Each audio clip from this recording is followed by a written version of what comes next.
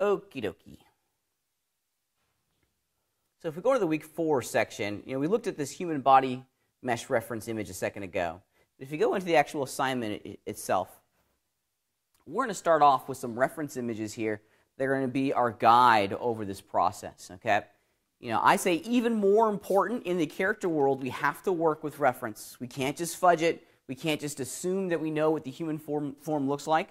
When it comes to modeling characters, this is a slippery slope. Very, very quickly, it's a slippery slope, right? Because if we get it wrong, there's a fine line between getting it right and getting it wrong, okay? Excuse me.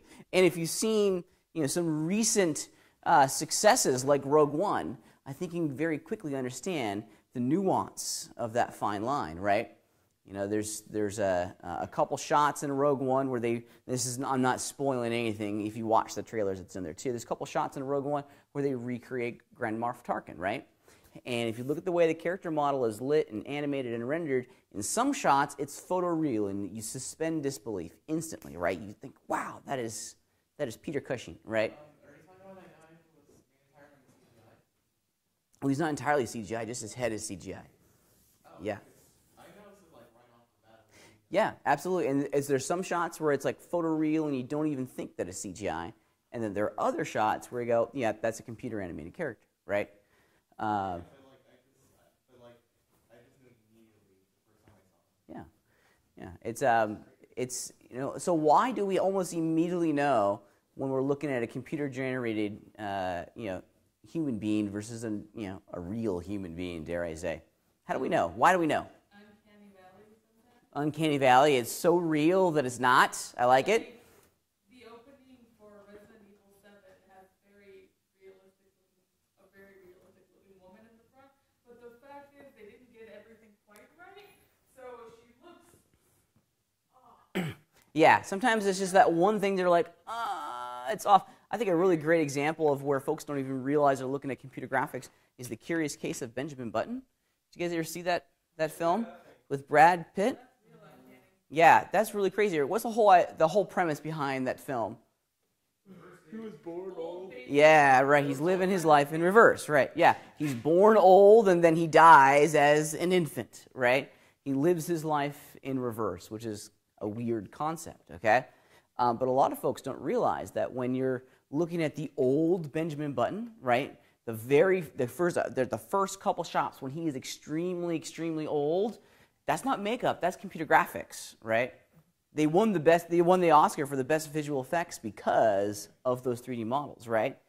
It's hit or miss. There's a fine line of hitting it or missing it, okay? And the reason why we reject most computer-generated images of characters and of human beings is that we are programmed from the moment we pop out of mom to understand what a human being looks like. There's one thing that every single one of us has been, kind of digesting since the millisecond we were born, and that's what a human face looks like, right? What a human looks like, how we breathe, how we act, how we move, how the light interacts with our skin and the surfaces of our body. We know instinctually what that looks like. And if it's off by 1/10 of 1%, we reject it. So that's one of the reasons why we spend so much time looking at anatomy, is so we get closer and closer and closer to understanding how to put all this stuff together in the computer. So when it comes time to make something that's truly photorealistic, we'll be ready for it.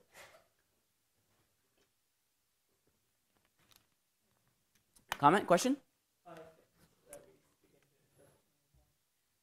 5 things? Yeah, there are 5 senses. So, right?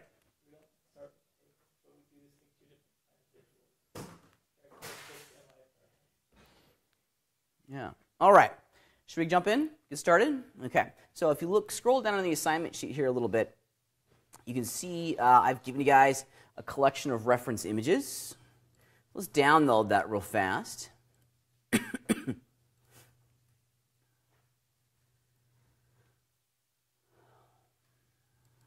here we go.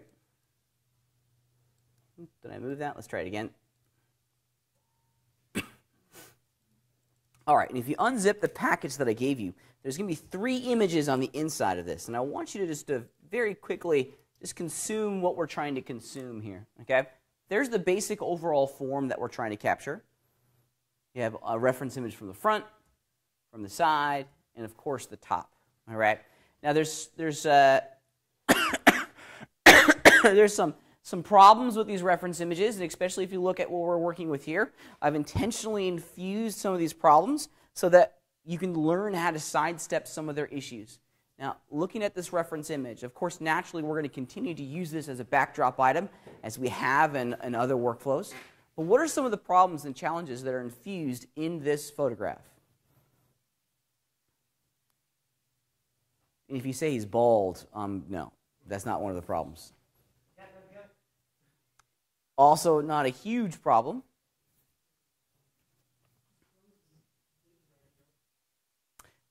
It's okay. Yeah, that's a step in the right direction. In the character modeling world, this is called the T-pose. All right. We have our characters. We model our characters like this. Why? Does anyone know why? Say again. It definitely represents how far our appendages and extremities can go. Right. This is kind of the extreme distance in all of our arms and legs. Yep, we can see all the body parts pretty cleanly from every angle, right? Yeah, 90-degree angles, that's really great, or as much as we can. It's easy to model things when they're left and right and up and down. Okay, 90-degree axes from each other. We can also understand pretty quickly the basic shapes of all these extremities. Okay, when things are all tucked up in a crazy pose, often it's very difficult to understand what we're looking at. Okay. And it also gives us a symmetrical form that we can model to, right? Because we want to work smart, not hard, right? We're only really going to model half of the character, and then we're going to mirror that geometry across the x-axis to finalize the model itself, okay? Because we're not trying to model everything, because the left side of the body is identical to the right side of the body, right?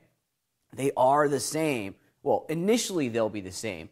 Every single one of us in here is asymmetrical, okay? But from a 3D modeling perspective, it's really easy to model things symmetrically and then to make it asymmetrical after the fact, right? All right. One of the other big problems that we have inside of this image is the perspective that's infused by the render camera, or just by the camera itself. Excuse me. This is going to be a battle that we're always going to be raging with, okay? Is this vanishing point inside the horizon line that's sucking all of the vectors inside of our screen tooth. Here's a great example of it, right? You can see here that instead of it being an orthographic shot where we don't see the heel behind the toe, all the straight lines in the image are being pulled back to that horizon line perspective, okay? That's going to be something for us to work with, around, and from. It's very difficult to remove perspective from a photograph. I bring this up because if you go online, there are huge libraries of photographic reference of human anatomy. They're very easy to find and extraordinarily free. And all of them, especially if they're photography based, are going to have perspective infused inside of them. Okay? So it's a challenge that we're going to learn to work with and around, and let's jump in and start looking at how we can use these backdrop items inside of Modo to get what we're after. So as one might imagine, we're going to use all three of these as a network of images inside of Modo. Now, this is the process and the setup of all three of these images is really important. And Modo has just decided to take its merry old day here. Let me get Jerry on the roll before I forget.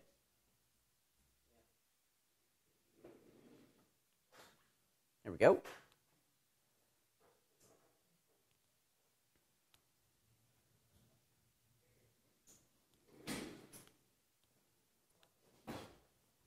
Everyone, while I wait for my roll to come up, did anyone watch the Super Bowl last night? I did. It was a fantastic game. Yeah. Okay.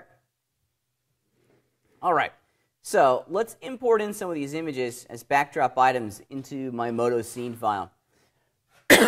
Now, there are a couple different ways that you can get an image into Modo, into the background of our scene. Give me one. What's one way of doing it?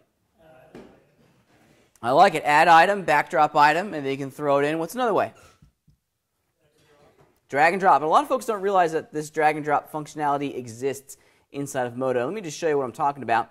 I have Modo in the background of my interface, and I have a Finder window on the front. And if I just grab one of my backdrop items or images and drag it into the background of an empty Modo scene, check it out. It pops it in there automatically for me, which is pretty great. It's an easy way of getting things in. Now, since we're going to be working with 3 of these things, I can't suggest enough that you go in and name all of your backdrop items. Be good stewards of your scene. You're going to rely upon these naming conventions to help you get through the stage. So name them.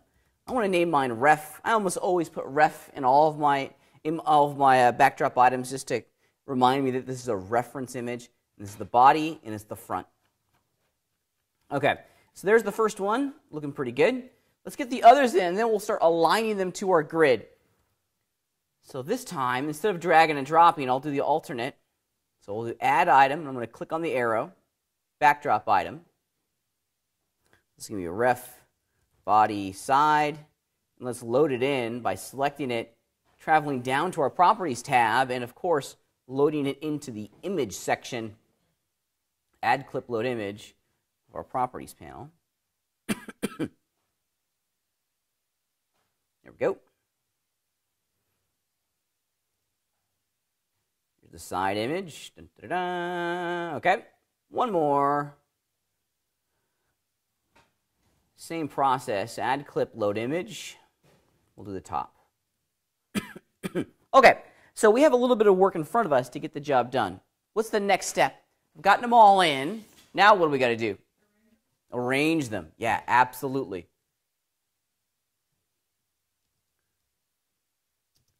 Okay, so how are we going to arrange them? What's the first thing that we should look to do? Yeah, we're going to change their orientation by changing the projection type. Now, I have my top reference image selected. So if we examine its properties down here in the Properties tab, this projection type value is what we need to adjust. Excuse me. So what projection type should I change this to?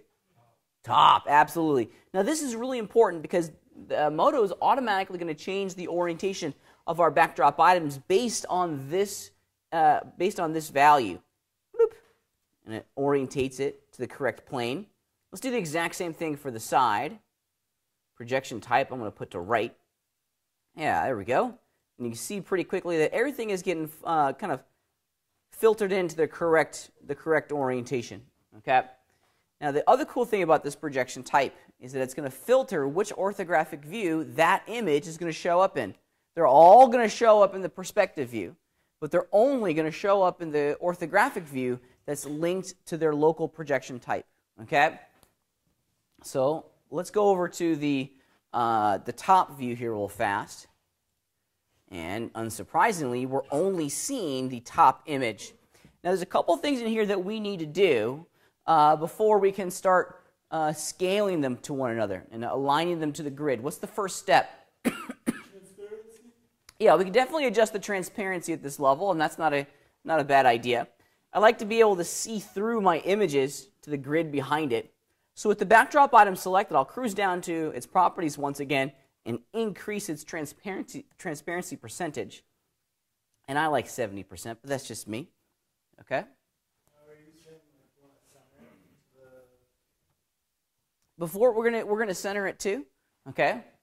What I think is a good kind of sequence to go through is that we get it in, we change their projection type, and then we got to globally orient all of our pictures to the global understanding of the X, Y, and the Z axes. Okay?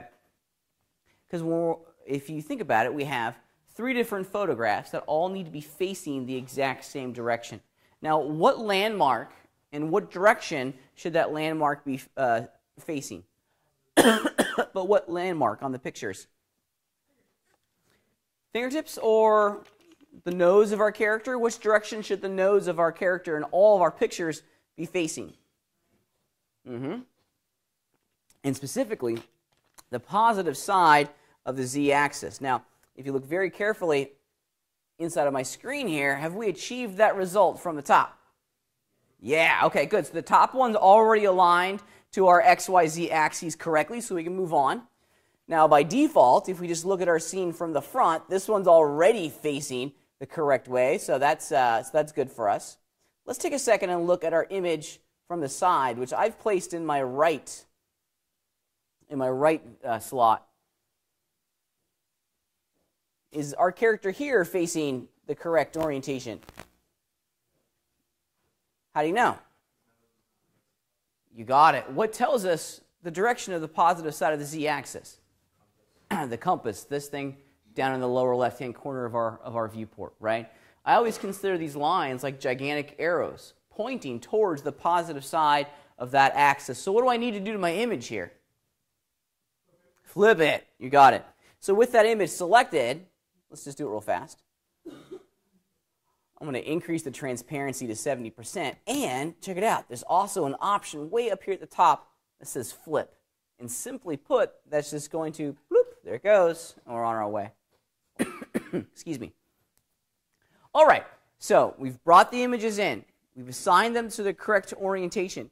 And now all the pictures, or the features of the pictures, are all generally facing the correct way. Okay, what's the next thing we got to do? Before we even do that, because that's, in my opinion, that's the last thing.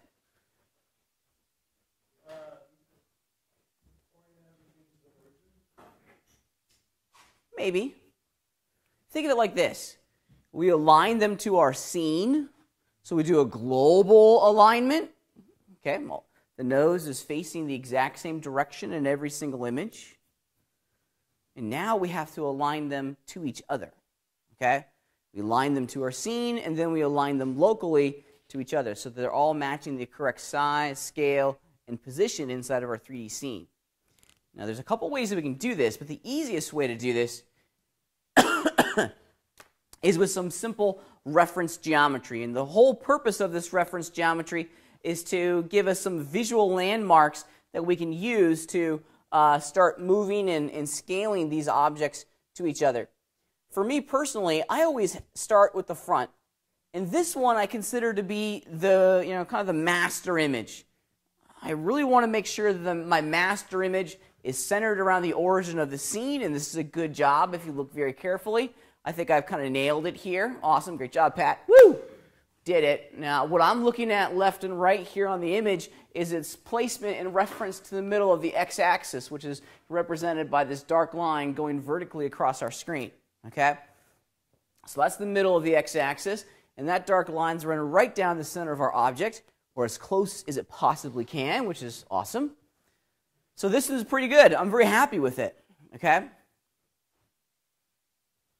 So in my mind, this is locked down. I'm not going to touch this one anymore. We have to have one image that we don't move.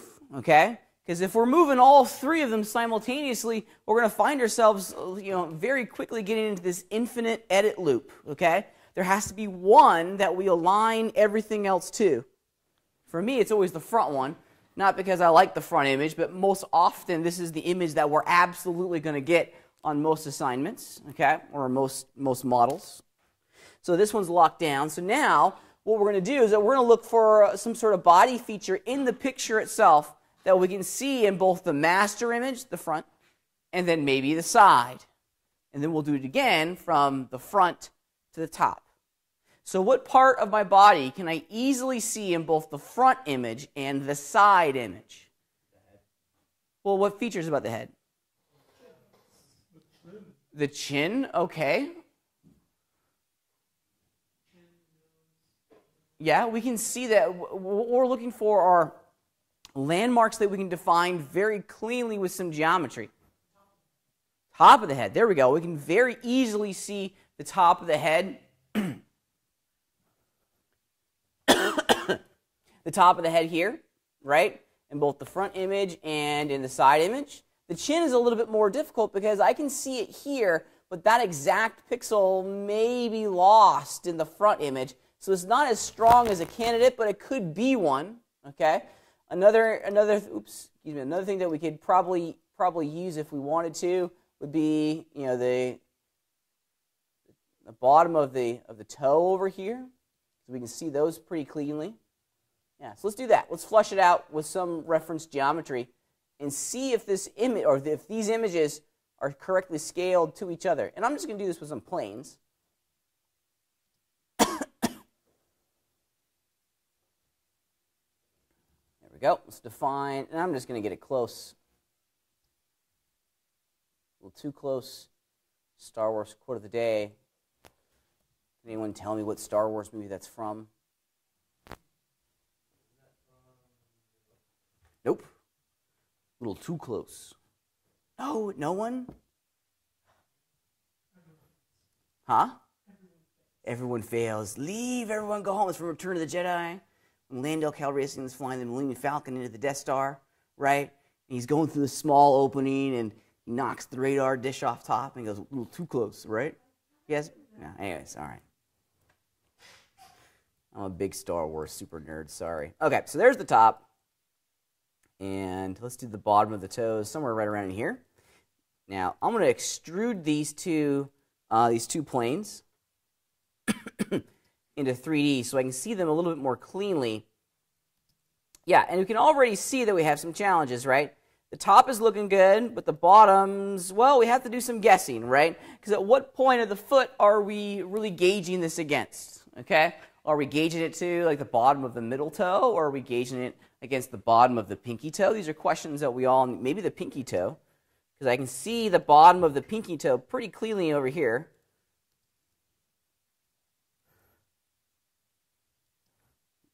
Yeah, so what can you tell me? If that line there represents the bottom of the pinky toe in the front, okay, what can you tell me about it from the side?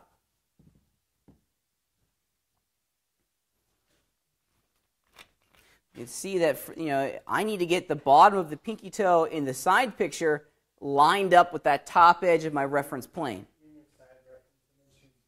Yeah, it's too big, right? It's too big. I need to scale it down because I'm where I need to be on the top of the head, but the bottom of the feet, not where I need to be, right? So I need to scale down this side reference image just a little itty bit. Little movements have big effects. I'm going to scale, move it up. I'm going to do it again. 1% change. Yeah, and I'm going to call that done, right about in there. I think that's pretty good.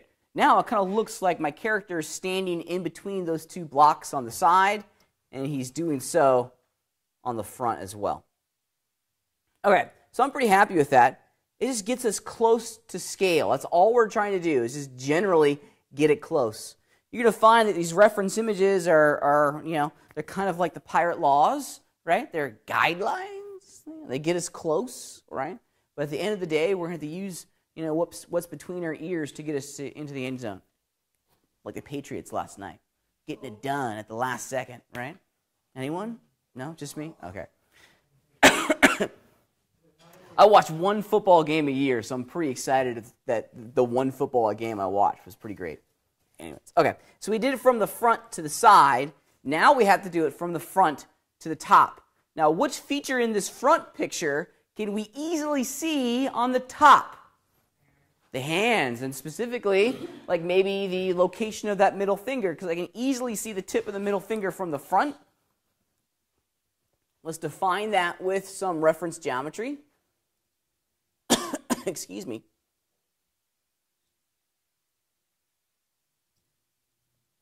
We'll do it for both. Copy, paste. There we go. Let's look at our scene from the top. And once again, I'm going to extrude this out. Yeah, so we can see what's going on. And so what can you tell me about the top image? If the inside edges here represent the location of the tip of the middle finger in the front view, what can you tell me about this top image?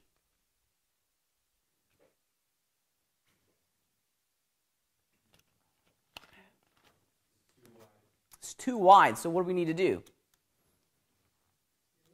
Make it smaller. You got it. We're just going to scale it down a little bit.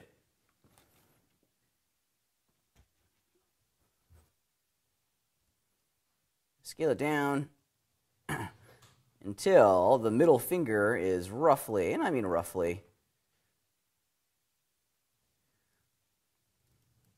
where I want it to be.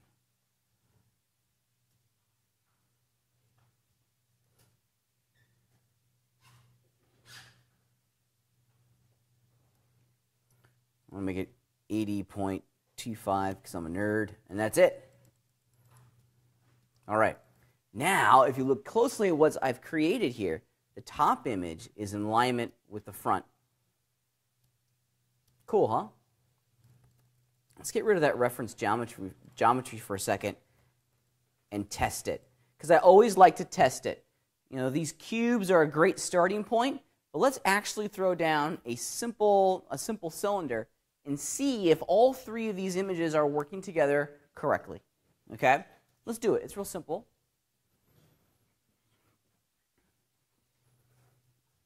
I'm going to start off from the top.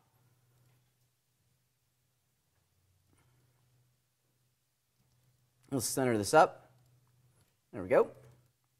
And I'll scale it so it roughly matches the proportions of my torso. And I mean rough.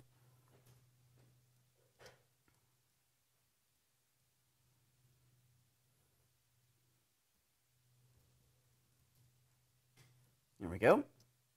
Yeah. And now if I extrude this up, yeah, I'm pretty pleased with that result. Okay.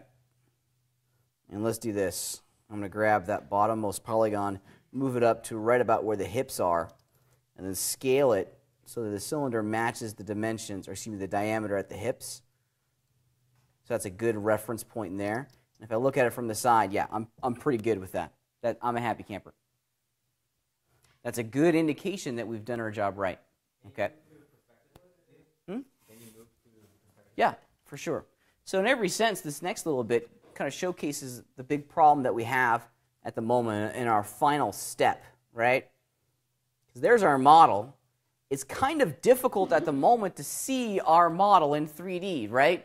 Because what's on top of it visually? Yeah, all those pictures. So what's the next thing that we got to do? Yeah, start pushing them away from the origin, but very specific, along very specific orientations to ensure, or very specific directions to ensure that we don't mess up their local orientation and alignment to each other, right? How do we know which ones to use, or which direction to push our image? Excuse me.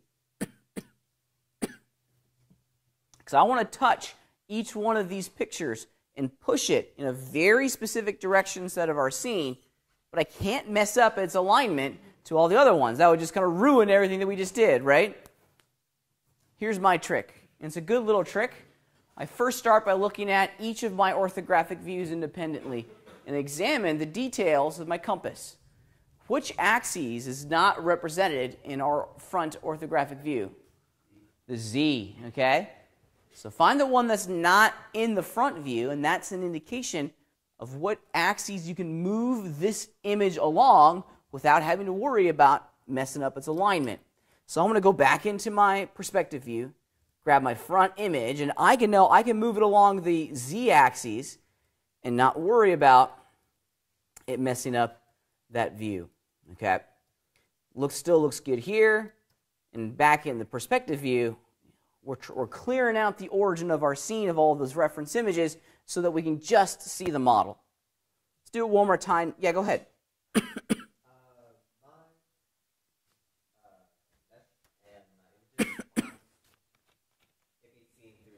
So, good question. So, what the problem that Jerry's running into right now is that he can't see through his mesh, right? You made it transparent, right, the backdrop item, right? Yep. But you can't see through the image still to the mesh behind it. How do we solve this problem? Overlay, right? Where can we find that overlay option? O, which brings up the O key brings open our viewport properties, and then there's two of them that we've got to turn on, right? Overlay drawing at the top, and you also want to make sure you go down to the backdrop imagery section and hit overlay. Are both those enabled, Jerry? Was not on? Yeah, that's it. All right. So if we look at our side image here in its orthographic view, I've assigned this image to go into my right view. And which axis is absent from our compass? The X. So that's the axis we get to move this item along without having to worry about messing up its alignment. Okay, and I usually push them very far away from each other. That way when I'm working in here, I'm not clouded and obstructed by those backdrop items. So if we moved the front one along the Z, the side one along the X, by a process of elimination, which one can I move the top one along? The Y. You got it. There it is. And mission accomplished. We've cleared out the origin of our scene so that we're just left seeing the model. There's going to be a lot of information that we're going to be creating on this model. So the easier we can make it for our eyeballs, surprisingly or not surprisingly, the better it's going to be. Okay?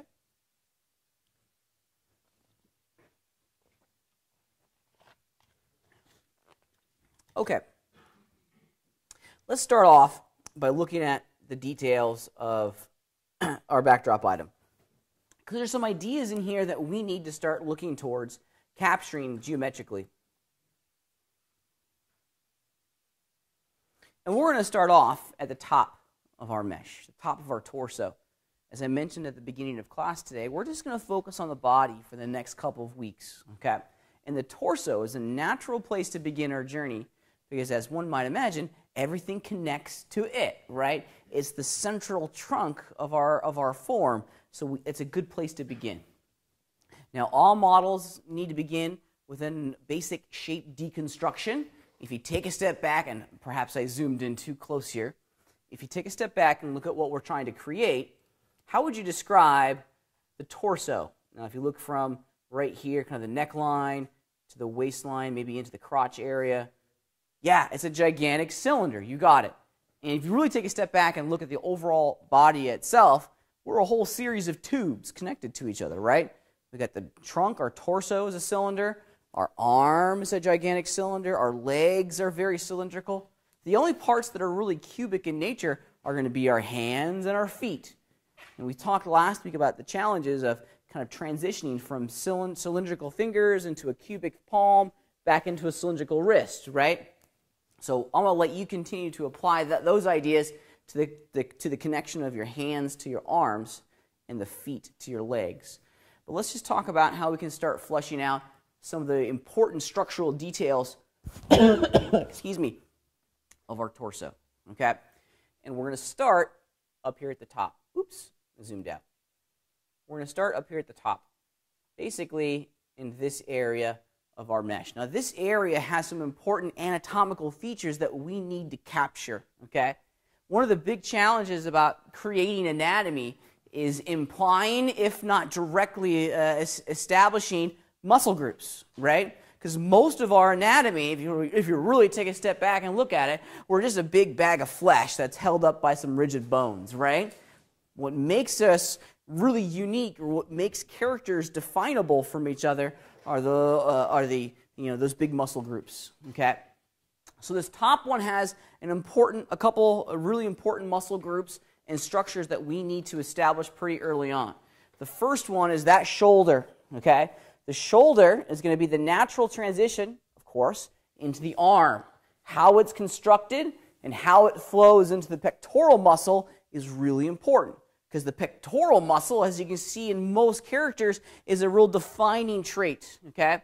Naturally, for men, it's going to be if you're going for a cartoony character, the pectoral muscles are going to be quite large as they go down into that cartoony, super exaggerated V shape. If you look at something more anatomical like this, of course, naturally it's going to start to establish the central mass of the upper torso. Okay, of course, for female characters, being able to establish the pectoral and the breast area is also incredibly important. For us, geometrically, we need to go in and define this important region with some very specific edge loops that define this area quite cleanly. Okay. In addition, it's also going to establish the transition into the neck, as you can see there in the image, and it's also going to establish the transition into the bottom half of the torso. So this top is an important area for us because in every sense it kind of sets the foundation for our entire model. Now the structure that we're trying to create, and I should have brought my tablet in so I can draw on this. The structure that we're trying to create here is often referred as a cape. Okay? So imagine that there is a cape that's kind of thrown over someone's shoulder. Now this fabric is going to go up, around the shoulder blade, and it's going to go back down. Okay? So we want a big strip of polygons, kind of like football pads. Okay? And it's weird that I'm talking about football pads when the Super Bowl was yesterday. Let's talk about Lady Gaga and the Super Bowl. Yeah, I like the show personally, but that's just me. So we're looking for a big section of sweeping polygons that kind of create what's often referred to as a cape. Okay. Luckily for us, it's pretty easy to make that if we start off with a cylinder. We're gonna be excuse me. We're gonna be doing a lot of the initial creation of our mesh with a cylinder. So let's jump in and start looking at how we can create a cylinder and then deform that cylinder to start creating this little cape area going around our mesh. Okay. Let's jump back in. I'm gonna get rid of my my model here. And now I'm gonna look through the top and flush out a perfectly cylindrical form here. And the number of sides that we're going to use, we're going to start off with 16. Okay, now there's a reason we're starting off with 16, and let me show you what that reason is. Okay, and I can actually do this away from my origin in a way that's a little bit more visually intense. Okay. So there we go. So there's a 16-sided cylinder. Why 16? Why 16 in relationship to 12 or 8 or even 10 for that matter? Let's find out.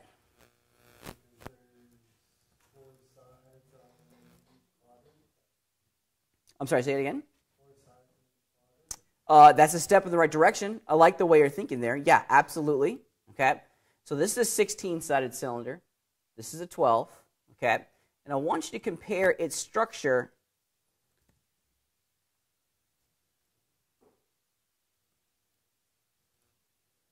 I can't type and talk. And this last one will be a 9-sided cylinder.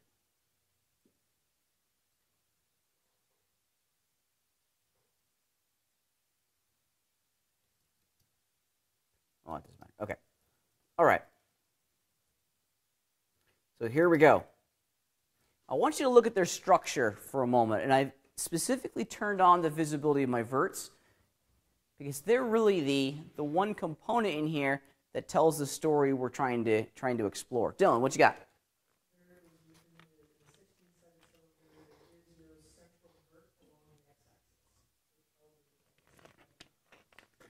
Well, on the remember, this is 16 over here.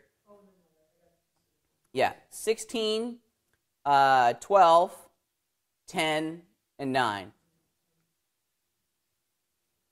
So look at the 16 and the 12 for a second. What's the same about them? There's a common denominator between those two shapes. Yeah, and another great, and your AJ is absolutely right. He said there's points along the X and the Y axis. They're local X and Y, right? I think that the way that my brain interprets that is that they have cardinal poles, okay, like a north, south, east, west vert, okay? Check it out. North, south, east, west. North, south, east, west, okay? Now, if we compare that, so 16, 12, the next one's 10, and of course, naturally, we have 9 there. 10 is a little strange, okay? 10 gives us a true north and south, but what doesn't it give us? Yeah, east and west are kind of flat like this. This is not a great cylinder because it's not actually a cylindrical shape at this point. Yeah, that doesn't count. Yeah. So I can't get it to do a 16-side cylinder. I keep changing the sides to 16, but it keeps giving me a 24-side cylinder. Okay. Well, let's figure it out. I have a specialty in smashing weird bugs. AJ, what computer number are you? 24. 24. All right. Show me what you got.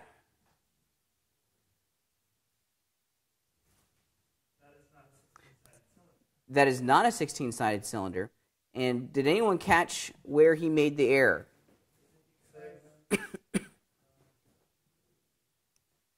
It was a quick thing. Bingo, there it was. You hit control before you clicked on the tool, AJ. Okay? Yeah. You turn the tool on in order to make a perfect circle, right? You turn the tool on, you make your changes down here, and then you hold down, the control key and left click once. Okay? Drag out a circle. Okay? You were doing this, and I saw you do it. You held your control key down before you clicked on the cylinder tool, and I saw these little green rulers show up, which is going to create a unit primitive cube. Which, yeah. Oh, so I can't do it with the unit primitive cube. That's correct. Yep. Okay. So going back to our example, the 10 is kind of, it's not great, okay? It's important for us that we have those north, south, east, and west poles, okay? They help us create a symmetrical object, a symmetrical model along the, it's, kind of left, left, right, up, and down, along 2 of the 3 axes, and that's what we're after, okay? We're looking to model with symmetry as much as we can. It's not about working hard, it's about working smart, and if we set the foundation correct at the beginning, I can symmetrically model this along 2 axes at the exact same time. Now, the one thing that I never, ever, ever want to see folks doing are creating cylinders that have an odd number of sides. Because look what happens pretty quickly to the shape when we have a 9-sided cylinder. Yeah, it falls apart pretty quickly, right? We have a vert on the north, but we don't have one in the south, and we certainly don't have a pole on the east and the west. This is a very uncontrollable mesh, and it's going to lead to a lot of problems going forward. The cool thing about this system is that if we stay with even-numbered cylinders that are products of the power of a 4, we're going to find ourselves in a pretty great space. Okay, so I almost always hang out in 12 and 16s. Those are good cylinders to start everything that we're going to be working with. Okay, for ours, I think what we're going to do is that we're going to start off with a 16-sided cylinder, and then divide it in half. Sound good? All right. All right, let's get rid of this guy over here. That's my, okay, oops, hit the wrong button. There we go. Let's get rid of my 12er. Let's keep my 16. We'll center it inside of my scene. And now, let's start moving it into position, okay? Now, I'm going to move this up a little bit. And I'm going to scale it down, then move it so that it's roughly kind of right underneath something in there, something like that, okay? That's a good start. Maybe right below the pectoral, you can see the pectoral muscle terminate and a nice hard edge right there. That's a good starting point.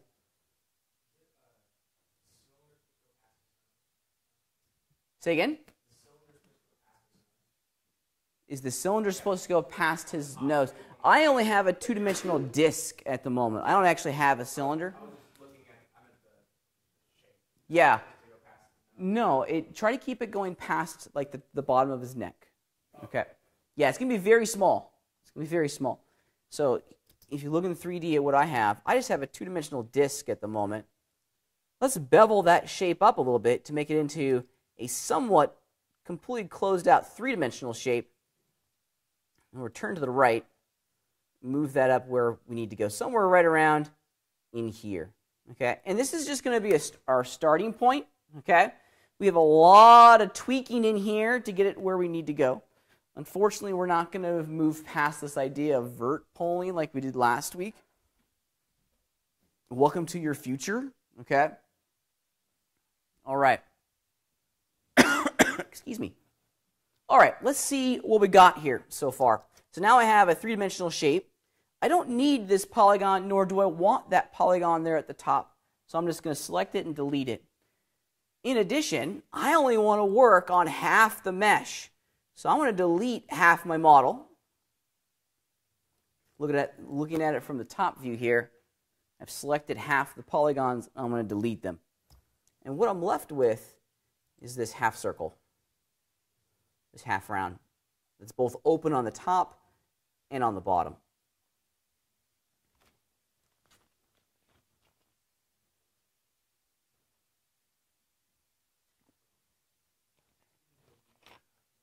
Yeah, so this is what I'm left with. Believe it or not, this is going to be the foundation of our entire move operation. This is going to make that shoulder pad, if you will. That's going to define the bottom of the pectoral area over the top of our shoulder and then down back to the shoulder blade area of our model. It doesn't matter. You know, pick one. Pick one. For me personally, I think this is because I'm right-handed. I always delete the left-hand side, but that's just me. Yeah, so if you look at my model, I've deleted the right hand, or I've kept the right-hand side of that cylinder, but that's just me. Like I said, I'm weird and wacky and wild.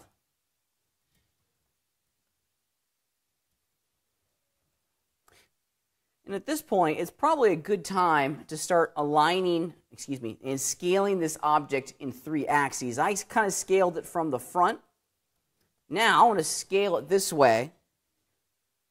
However, I need to be very, very careful as to where I'm scaling it from, because clearly the site, yeah, go ahead.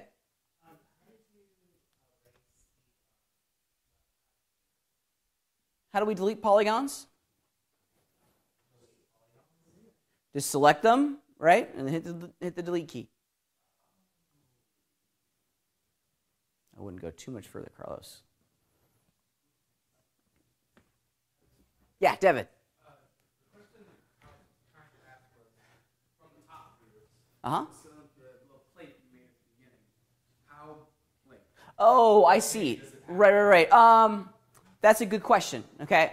I wouldn't worry too much about what we see in the top view yet. We're going to rely upon the front and the side to get us where we're going, okay? And actually, this kind of dovetails in quite nicely to what we had just created, right? Because we created a cylinder basically from the side view. And from the side view, yeah, this bottom edge here is kind of where I want it to be. This top edge, I don't know yet, okay? And if you think about it, we've been aligning points along the YZ, okay? Now we need to align our geometry along the x-axis, okay? When you're going back and forth between these two views, be disciplined. Understand that if you were to scale this shape along the y-axis, you would screw up all the work you had previously done in the side view. So I can only, in the front view now, align things along the x-axis. So I'm going to grab this shape, just double-click on it, and I want to scale it. I'm going to run off the scale tool, and this is basically what I want to do. However, I want to be a little bit more accurate. I want to save myself some time and energy. Where should I, if I really wanted to save myself some time and energy, where should I be scaling this shape from? We don't want any vert to go across the center of the x-axis, right? Because remember, we're making a symmetrical model where the left is identical to the right side, okay? So I don't want to move my border verts. These need to stay exactly where they are as much as we can. How could I do that? How could I scale this thing positively along the x-axis without changing the location of those border verts? Yeah.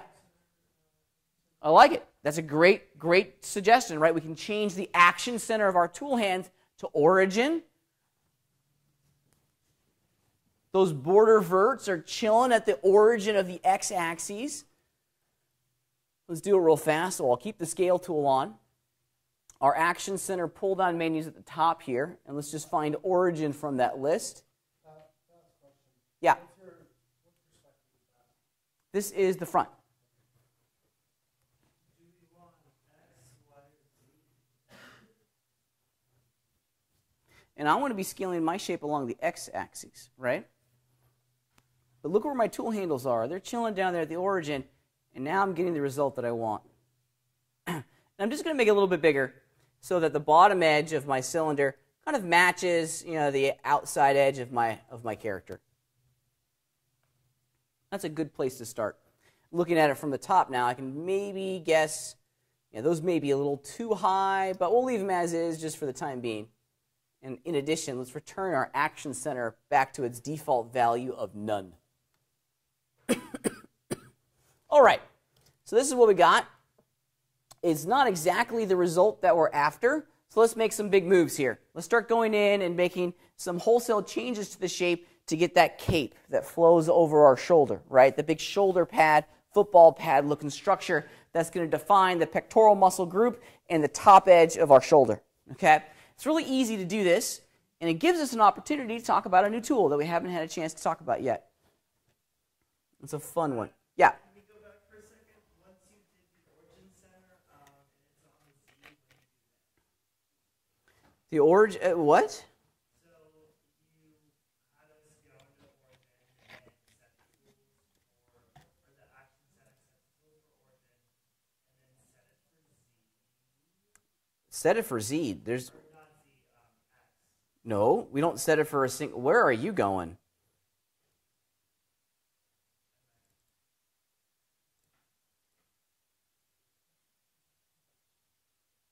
We're not extruding a shape. Yeah, turn your extrude tool off. There we go. Yeah, leave your Action Center on origin. Okay, and I just scale it now. Hit the scale tool. That's the move tool.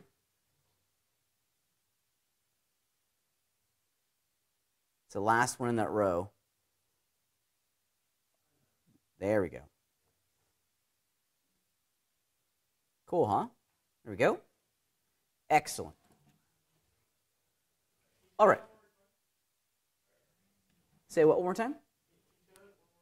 Sure. Specifically, what part were you lost at?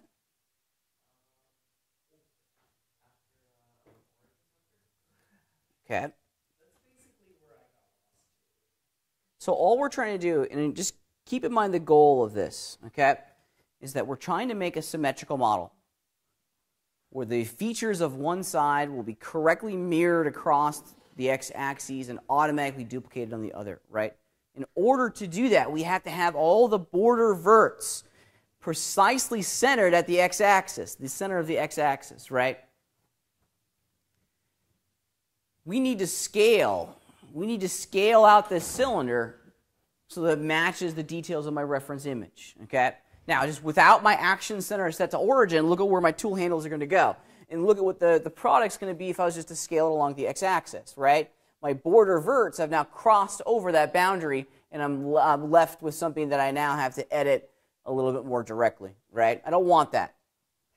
However, if we change our Action Center to origin, okay, and then once again fire off the scale tool, which is the R key on your keyboard, now look where our tool handles go. They're already in the middle of the x-axis, and I can scale it going that way, and those border verts aren't going to change their location not even one bit.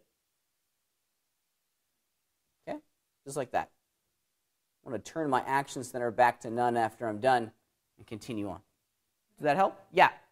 So I also went and sort of lined up the extra images that we have, the one that showed like the geometry. That's never going to work. I know very Yeah. very loosely, it's much more better than that. But so the shape is the one that sort of reaches the end. It's not the horizontal half, it's the sort of round so long. Yeah, so specifically what Dylan's talking about, if we go back to the wonderful, wonderful guide that Hippodrome has given us, we're creating this in here. That's what we're creating. And if you look carefully, the structure that we're trying to create, see how the flow of polygons goes up and then around? They're not going left and right and terminating. They're flowing up and around. Okay. I think once you see it, you'll understand it. It's difficult to illustrate from this perspective because there's so much geometry in here that we just don't have yet. We're making shoulder pads. You got it. So let's make the shoulder pads real fast because it's a whole lot of fun and it gives us an opportunity to talk about a new tool, okay, and a new workflow inside of Modo. Now, we need to basically rotate a portion of this entire structure 90 degrees to start creating that big cape that goes across the shoulders of our character. Okay, I need to move a whole bunch of edges simultaneously, but I don't want to move them all at the exact same rate. Okay. Check this out. I'm going to go into my deformation collection of tools, and specifically, we're going to go into the soft selection category of tools. Okay. Now, we don't want the move tool because we're going to be doing some moving, rotating, and scaling simultaneously. But check it out. Notice if you look very carefully, there's a black arrow on the bottom right-hand corner of that button. If you left-click and hold on that arrow, you get a whole series of tools that pop up. And the one that we're looking at is Soft Selection Transform, which is basically going to combine the move, rotate, and scale tools into one. Okay? There it is. Aha! Wonderful. Now what we need to do next is to tell it which component pieces to go in and begin to edit. Okay? So the moment I click on some geometry and I'm in my polygonal selection set, you can see the computer begin to go in and draw these feathered lines. So the two that I've selected are going to be influenced at a rate of 100% of whatever rotation I establish here. I want to rotate those two polygons 90 degrees. So those two are going to be rotated 90 degrees. Okay? Now the ones over here that are outside of my selection where it begins to feather, these, and going outwards, excuse me, perhaps they're only going to rotate 80 degrees. They're going to get a percentage of the rotation value that I put in. Okay? So we're feathering the impact of this rotation, which is kind of neat. It's a soft selection, right? We have a feathered edge that influences the geometry right around it. Okay? Cool. You can kind of see it there. Now, before I do any sort of transformations here, check it out. We have some tool options that can determine or that can have an impact on our edit. Specifically, there's one that I want you to take a look at, and it's the radius. Okay? This is how big your selection is, your soft selection. As I continue to increase this value, look at my view. You can see more edges and more verts are now kind of coming under the influence of this transform. And now, now a lot of these guys are being influenced. Okay? So maybe we go in, increase this a little bit more. Now, the ones I don't want to have influence at all are the border verts. Let's do this. I'm going to move and rotate some of these up like this. Yeah, and that's a good start. One thing to experiment, and sometimes I always check this out to see if I get a better result. Instead of doing it in polygons, I'll do it in edges. And then I'll click on that center edge. See, sometimes that gives me a different result. Excuse me.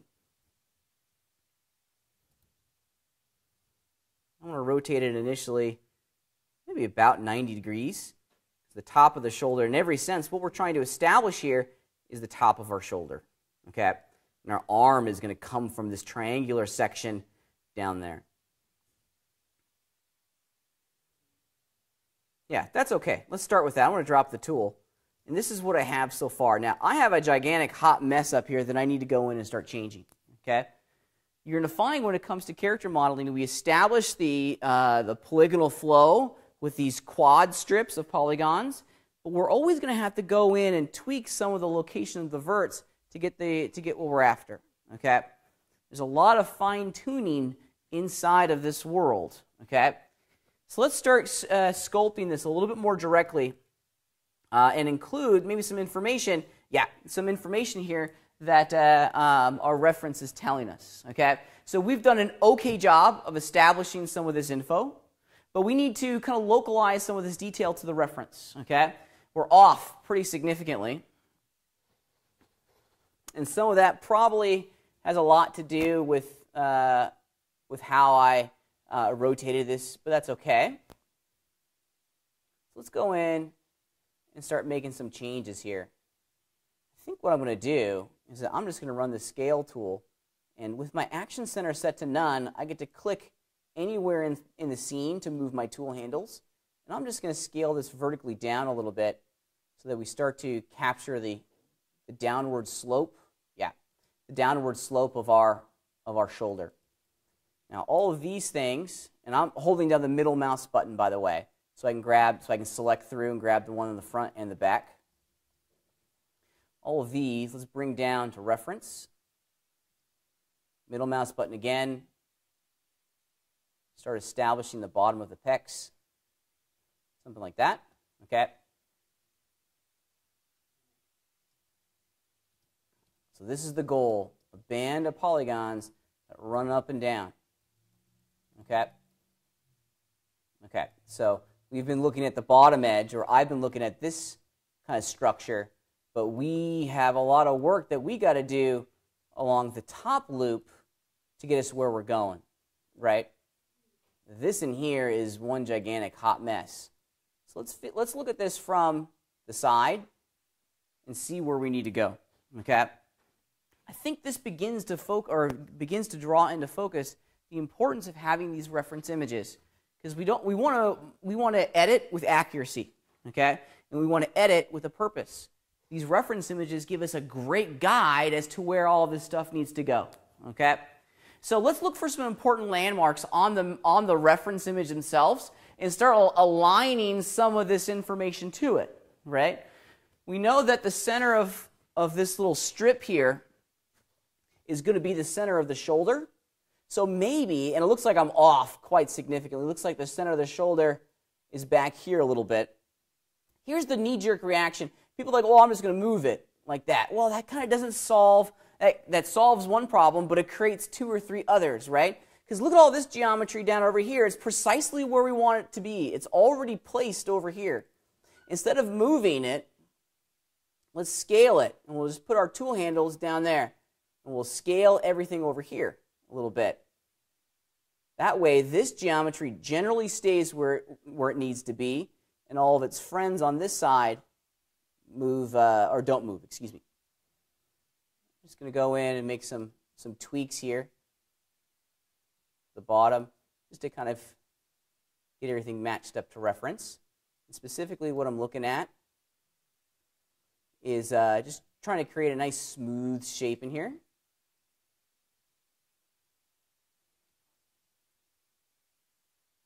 There we go. I'm pretty happy with that. Okay, so let's do the exact same thing for all these top verts, because there's a lot of love in here that we need to do, right? That one looks pretty good. It's kind of generally in the center of the shoulder. These in here are okay. It's really these that are the gigantic hot mess, right? So once again, I'll fire off the scale tool, and I'll click on that center of the shoulder and bring everything to them. Okay, that's not so bad from the side. If you look at our shape in 3D, you're probably thinking, whoa, Pat, this is pretty bad. However, if we look at it from the front and from the side, we can generally start to see the shape unfold in front of us, or unfold in front of us. It's that top view that's just a disaster, and it's throwing off our perception of these edits. So let's spend some time looking at what we need to do here, and now we can start to see the impact of all of this, okay? So this is where, let's go in and start making some changes, because this is where we need to spend some time. All right. Now keep in mind that these are symmetrical objects, or we should try to keep this as symmetrical as we can. In addition, when you're making these edits, pay real close attention to the orientation of your XYZ tool handles on the vert itself. Because sometimes when you're making these big changes, you'll have you'll twist the polygon. Let me show you a really great alternative, or not really an alternative, but a great addition to our tool set that will help us localize the edits to the selected components we're working with. Now, we were using the origin action center earlier. Well, check it out. What if we use the selection action center? Fire off the move tool. Yeah. Now the tool handles are localized to the selected component, and I can make some changes without having to, by drastically going in and reducing or changing the slope of some of these polygons. That's one way. Here's my favorite way, and this is pretty neat. The origin and the selection action center are only going to get you so far in a lot of situations. The best action center to use when doing a lot of vert pulling like this, in my opinion, is the element action center. The element action center is going to let you decide what component to align your tool handles to. Check it out. Let me turn it on real fast. A lot of folks, they don't see or understand its application because initially it doesn't change anything, right? So I fire off the move tool. Look where my action center or my tool handles are. They're way down there at the origin of my scene. However, with the element action center enabled, I can click on an existing component, get the rollover highlight, I click on that blue edge, boom, and my tool handles align to the local slope of that component.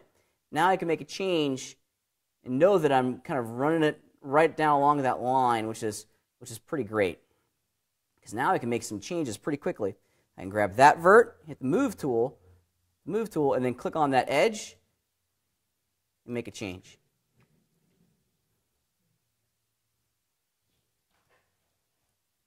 Oops. You do that with self-selection, right? I'm just doing this with the regular move tool at the moment.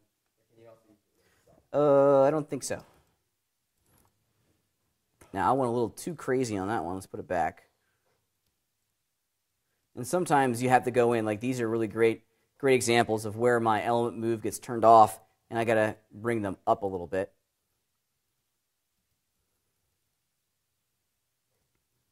Same with these guys. Bring them up. Let me bring that one. Change it back to element. Bring it down. Yeah, and then every once in a while, just for giggles, I hit the tab key to see how it's all smoothing out. Yeah, I'm pretty happy with that. Resist the urge to sit here and do vert pulling all day long, because you can. You can sit here all day long and just micromanage the location of all these verts, okay? Let's see, I've done a mediocre job at the moment getting some of these to work together. I'm just going to go in and clean it up a little bit. Yeah. These in here I want to bring down. And I'm doing the middle mouse button right now just to continue defining where that collarbone is going to go. And we'll start building the neck up here in a minute. But what's most important about this is that we have a big row of polygons, or just a loop of polygons that wraps around and starts creating that shoulder.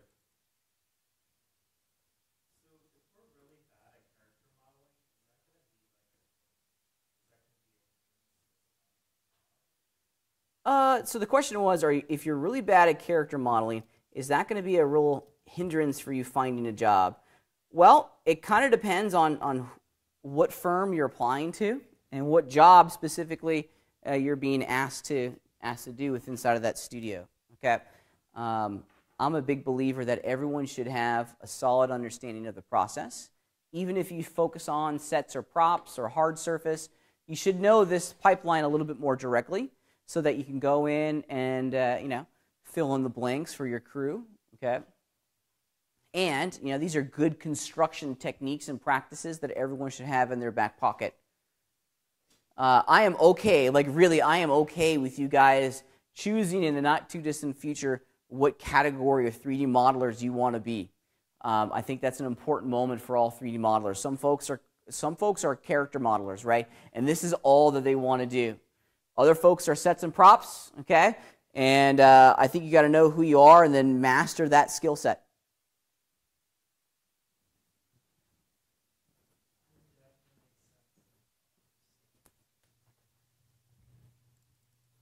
All right, let's keep going because I could tweak this all day. So there it is. There's my little football pad looking thing, the gigantic shoulder pad that's wrapping around our model. I'm liking this. This is heading in the right general direction.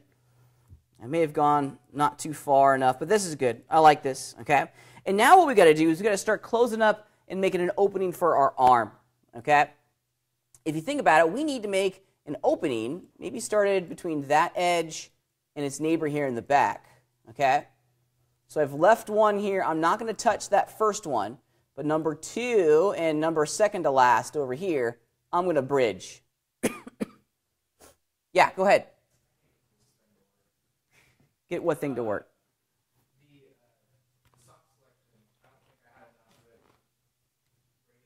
Uh-huh. So I'm trying to fix it because when I turned it, it like flattened itself, and then I want to straight up straight. Okay, let's see what we can do. You're 23? Let's check it out. Whoa. Okay. Okay, suggestion. This will help. Hit the O key and turn on the visibility of your verts. It's under active meshes. One down, you almost had it. Right below advanced options, right there. And show verts is at the bottom of that area. Keep going. Where it says never. Show vertices and do always. There you go. Because now we can see the little white dots, and that's going to help you understand the location of all your component pieces. Yeah. Okay. See, I can see that you have that edge. Yeah, that one. So you have a couple ideas here that you can do. You can either grab that vert and pull it back, or go down one row, grab those verts and pull those forward. Right?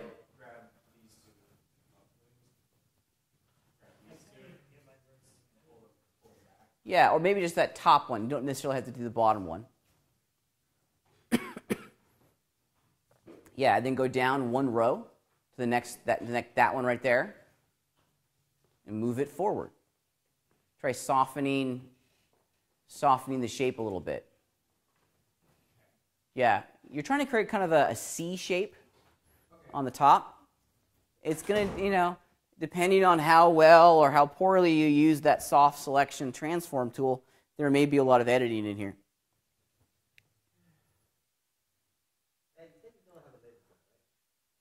Say again? I do have a laser pointer. I just don't have it with me. Okay, so real quick, and then we'll take a break here. Notice what edges I have selected. Now, if you started off with a 16-sided cylinder and then deleted half of it, you're left with an 8-sided band, quad strip, right? We need to create an 8-sided opening for our arm, okay? All right, so I want to bridge those two. You can find bridge in a number of different places, but it's in the basic tool section, bridge. Yeah, second line from the bottom. So not the first one, but number 2 on the front and back. Now, if you just use the bridge tool at its defaults, this is what you're going to get, which is not what we want. Okay? No bueno. That's not what we're after at all. Okay? The crew down at the foundry have turned on auto connection and continuous bridge by default. We want to turn both of those off so that when we bridge, we just bridge straight across like that.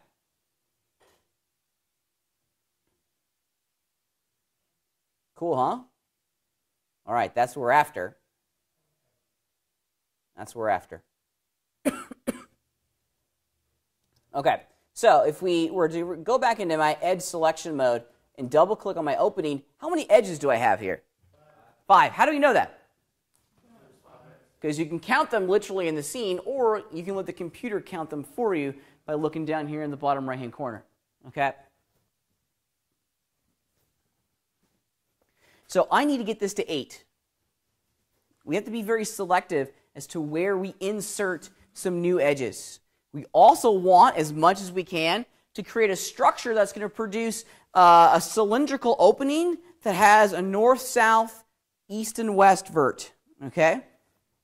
So we can click in an 8-sided cylinder quite perfectly, right?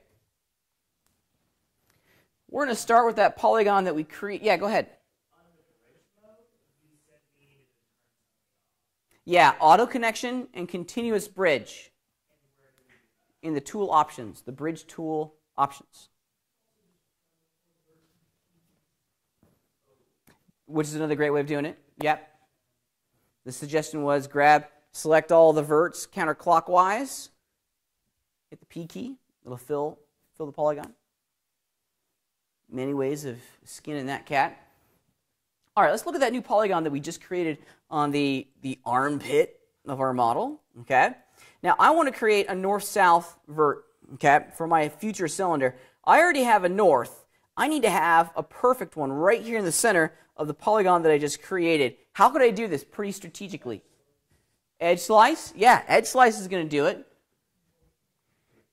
Yes, absolutely, and we're going to get to that too. So if you run the edge slice tool, whose keyboard shortcut is C, C is in Charlie, we can start slicing in between those two edges, okay, which is pretty great. Let me show you a great power user trick if you're generally new to working with the edge slice tool. If you hold down the control key before you initially click, oops, let me hit undo, excuse me, there we go. All right, so now I got my edge slice tool on, and if I hold down the control key before I click and then click, it's going to place that starting vert at 50%, right in the middle of that edge, at 50%, the distance between the two flanking verts. And if we continue to hold down the control key as we click on this top one, bloop, now I've placed a vert perfectly in the center of those two edges, which is what I was after. So with that in mind, how many edges do we have now? We have 6. So we need to add 2 more edges in here to get what we're after. I'm going to use the edge slice tool.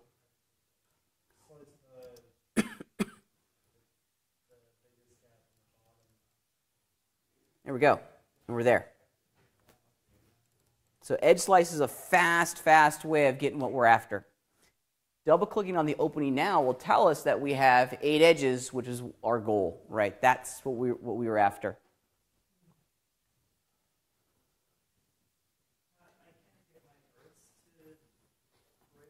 Okay. Well, we don't bridge verts, we bridge edges, right?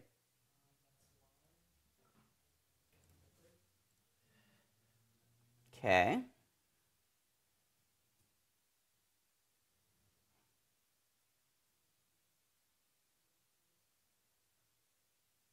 There you go. I love your colors. Did you change all your colors? Okay, please make sure you change them back when you go home. That way the person that sits down after you won't be monumentally confused.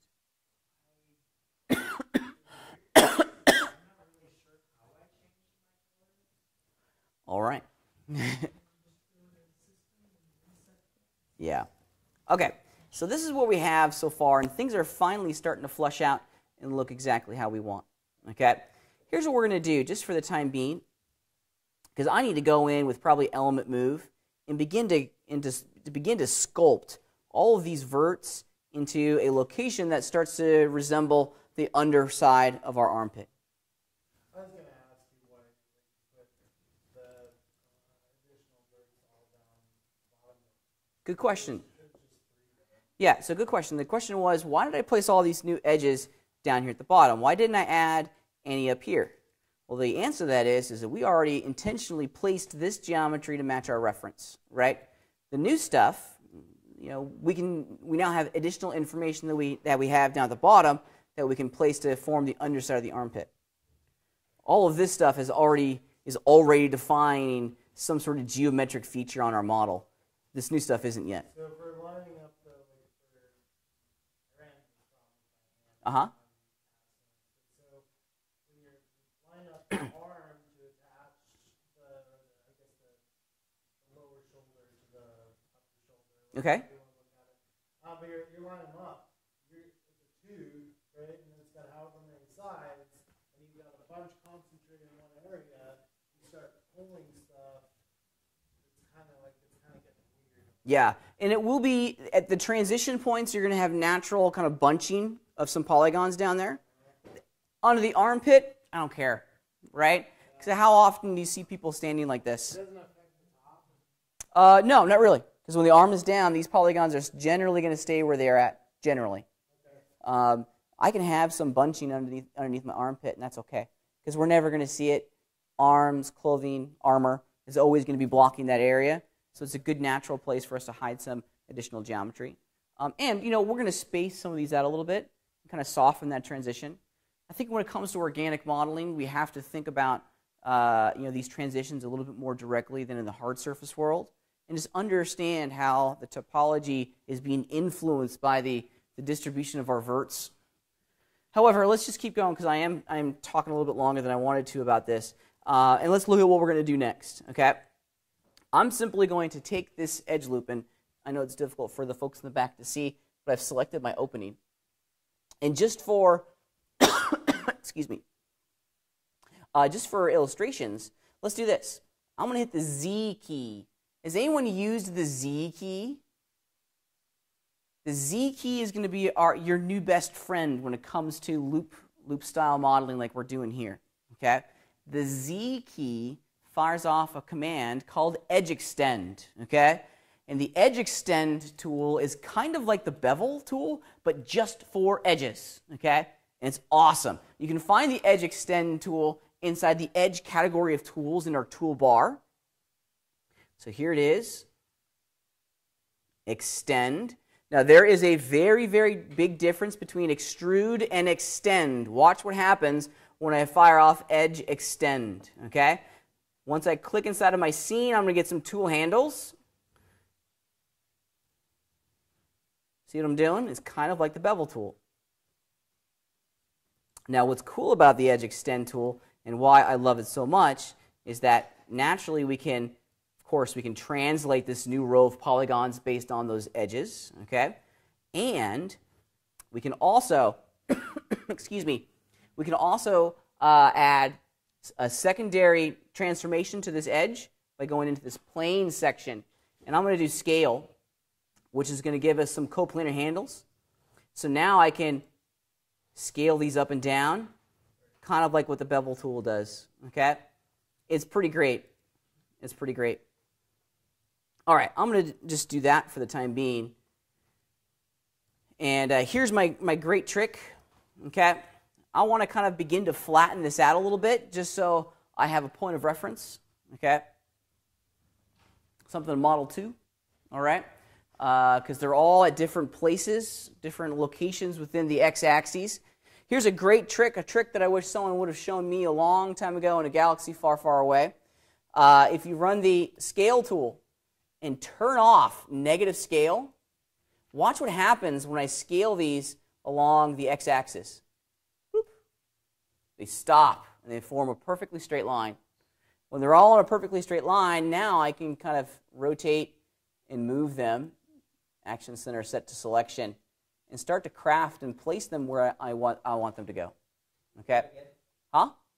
Sure. So believe it or not, it's just the scale tool. Okay?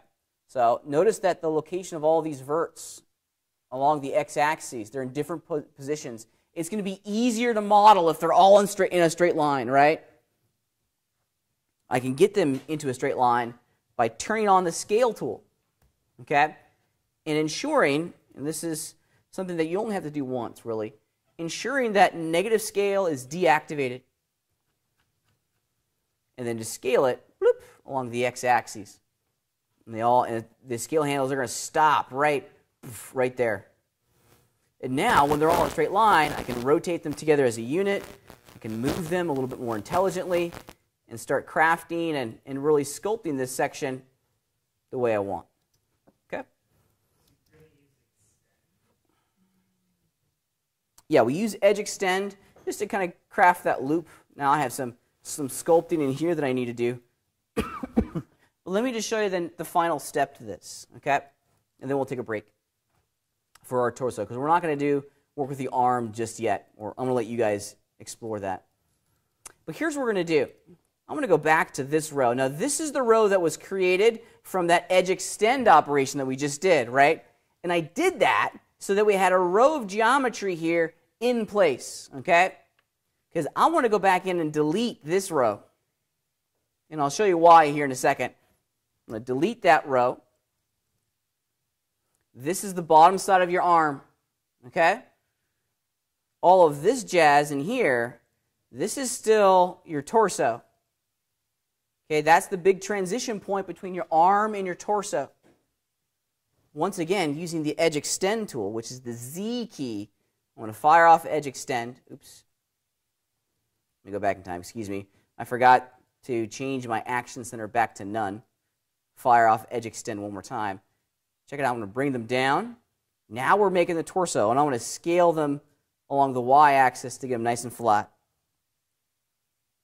And that is the torso. If you look carefully here, we've defined with polygons the pecs, okay?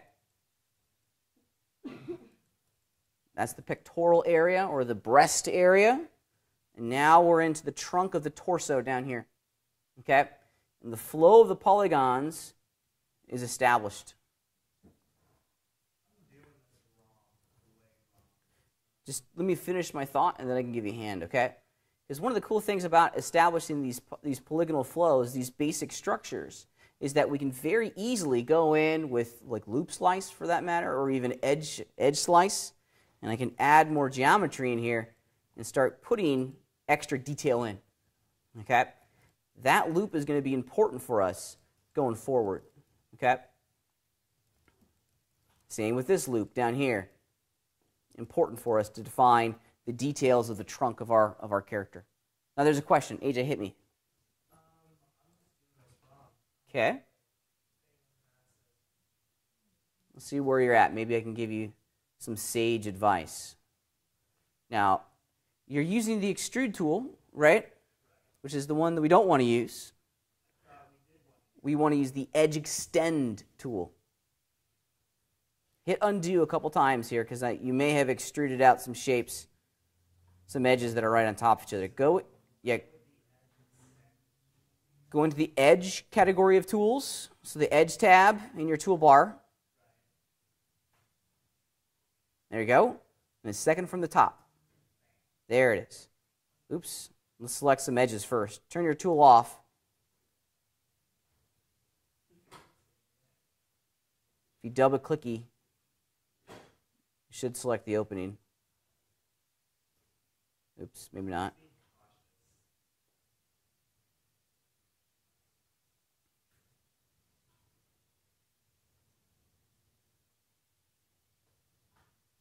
Nope, that's extrude. There you go. Now pull it out along the x-axis.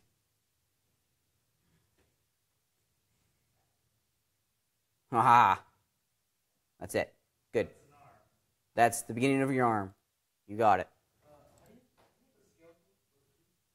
It's the R key. Yeah, and if you look down your keyboard, W is move, E is rotate, and R is scale, right? There's a reason that all three of those are kind of grouped together because there are basic transformation tools. They're kind of our bread and butter, the ones that we go to all the time to make our simple edits to our meshes. All right? W is move, E is rotate, and R is scale. Okay, so we've been going for a couple hours. Let's just take a break. Okay, let's take a break. Get up, stretch your legs, take a break.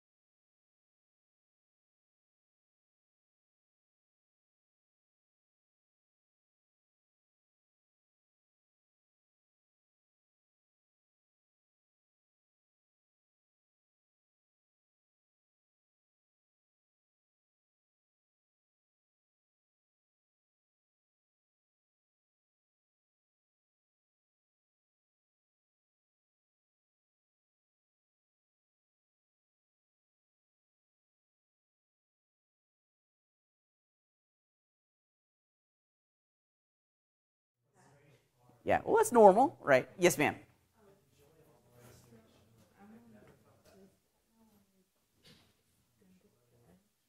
Pause right there.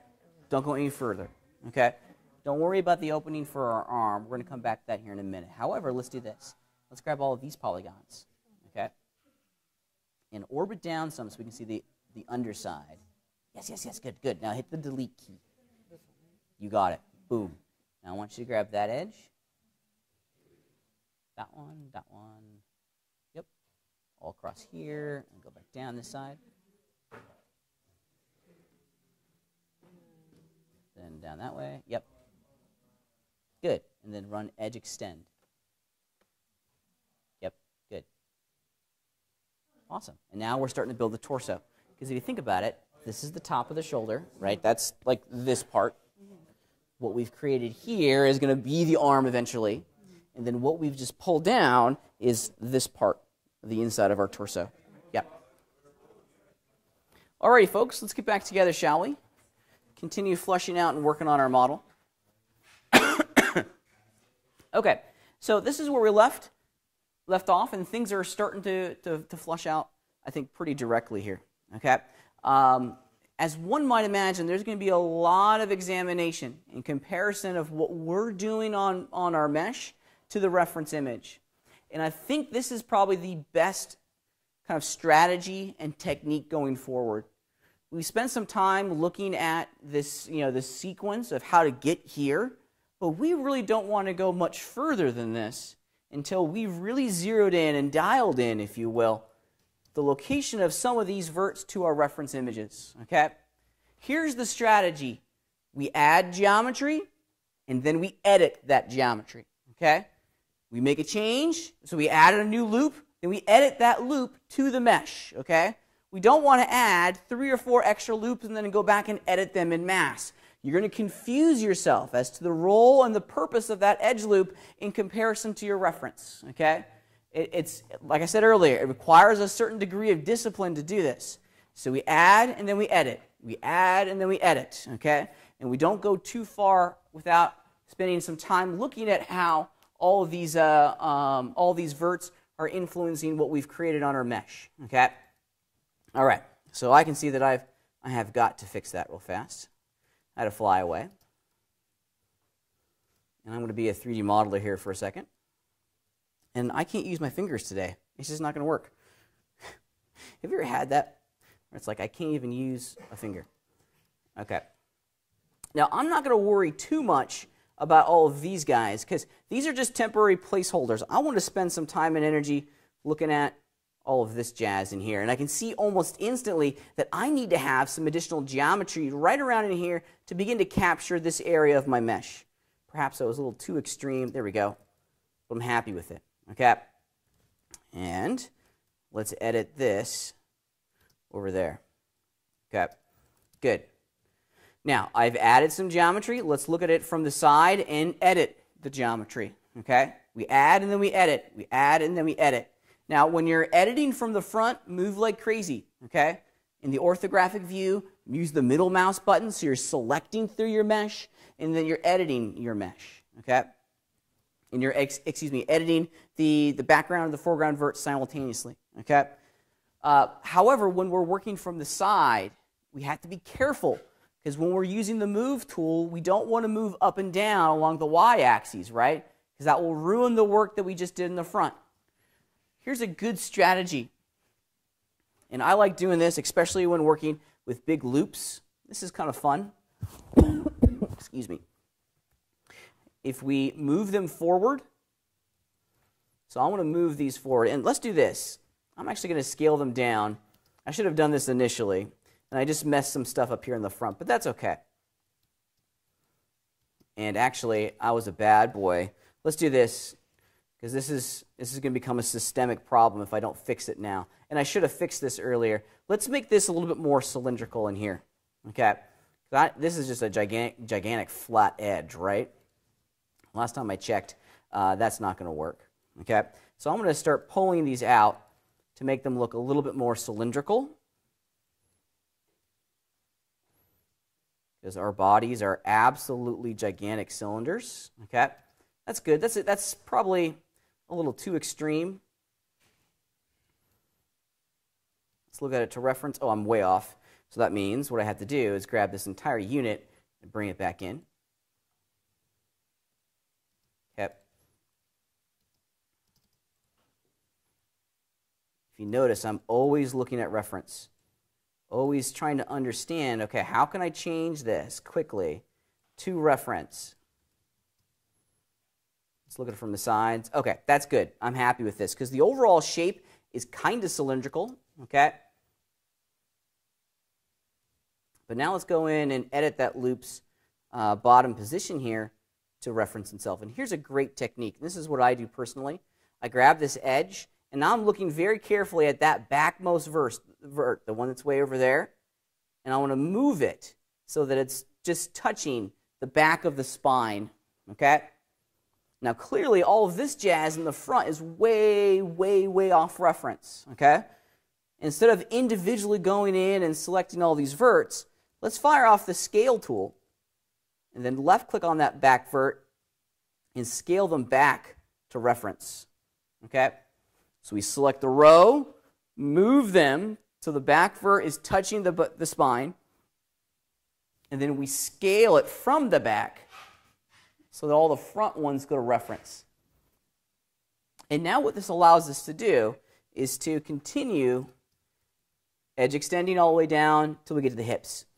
Now, when you're edge extending, look at the features of the abs in here, because we can, every time there's a big change in curvature, we need to define that curvature with some edges, because every curve is defined by 3 points: a start, a midpoint, and an end. That kind of defines an arc, right? We need to do the exact same thing here inside of the world, excuse me, of computer graphics. So I want to edge extend down. There it is, right in there. Okay, so we now, excuse me, we added geometry. Now we got to edit the geometry, right? I'm going to use the scale command. Action center set to origin. Scale that in that way. Let's look at it from the side. Yeah, got some work in here that we got to do. I'm going to change my action center back to off and follow the technique that I was working with before, right? Move it forward, scale it from the back. Okay? Awesome sauce. Okay? Edge extend one more time. Maybe right in the middle. We'll scale from the origin. Just a little bit in here, don't need too much.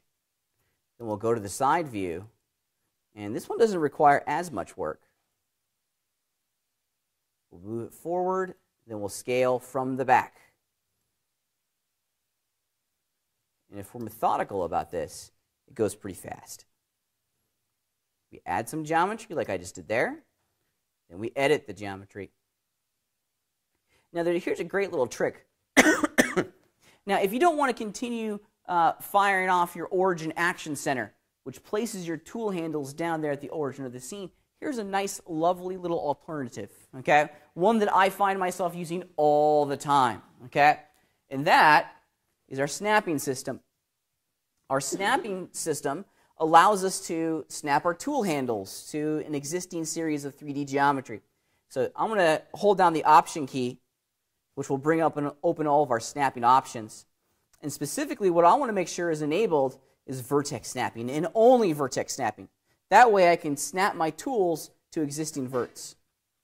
And while we're in the same menu, let's just turn on our snap engine. And now, check it out. I can just snap my tool handles to that vert. It just saves us from having to turn on the origin action center every 3 seconds. And go to the side. Yeah, do the same thing. That one looks like it's pretty good. I'm happy with that. Let's drop the tool, fire off the edge extend command one more time. And I want to make a big sweeping change here. Start establishing this big guy here. And then we'll end it right there for the hips. Okay. My snapping engine's still on, so I can snap my tool handles to that border vert, scale them out. Let's look at it from the side. Yeah, this one requires a little bit of love. The X key turns your snapping engine on and off, by the way. I'll turn it back on and scale from the back like I did before. Yeah, and things are starting to look pretty okay now. If you look at what we've created in our 3D view, you can start to really see and understand what we're going for here. Hit the tab key.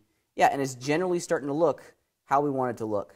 Now, clearly we have some gigantic rows of polygons in here that we need to adjust. And this is where the power of this loop this loop style of modeling really comes in, because we can add stuff in without having to remodel the entire thing. A simple loop slice in here will bisect that quad polygon strip with some more geometry that I can now go back in and edit to reference. Excuse me. Yeah, go ahead.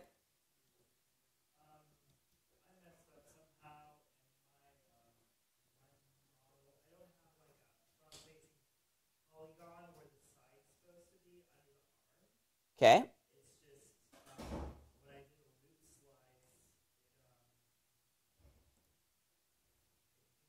Oh, wow, you have systemic issues. Yeah, we have massive, massive problems here. I don't even know where to begin, in all honesty. You see those individual polygonal blades kind of coming out of your mesh? We don't want those at all, right? Yeah, I'd start ripping that stuff out. Yeah, I don't know how you got those. Did you do an extrude versus an extend?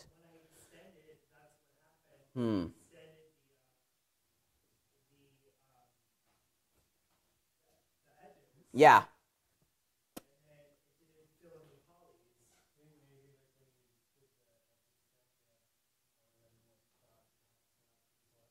Maybe. Who knows? Yeah, that's not a bad solution.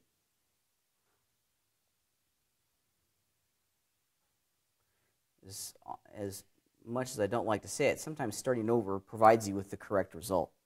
It's easier and faster to go back in and rebuild it than it is to fix what you have. Sure. And mine's not anywhere close to being done on the right side. And all of this stuff has got to come down.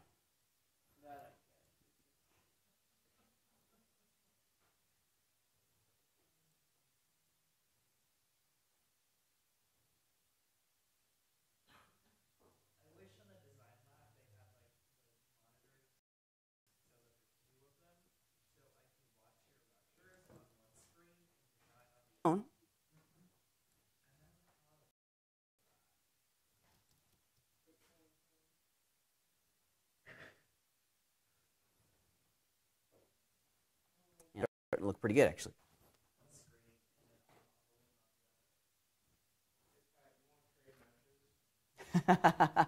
Now remember, you got to keep in mind, I've done this a couple before, so there's some experience here in here that's that's coming out in front of me, right?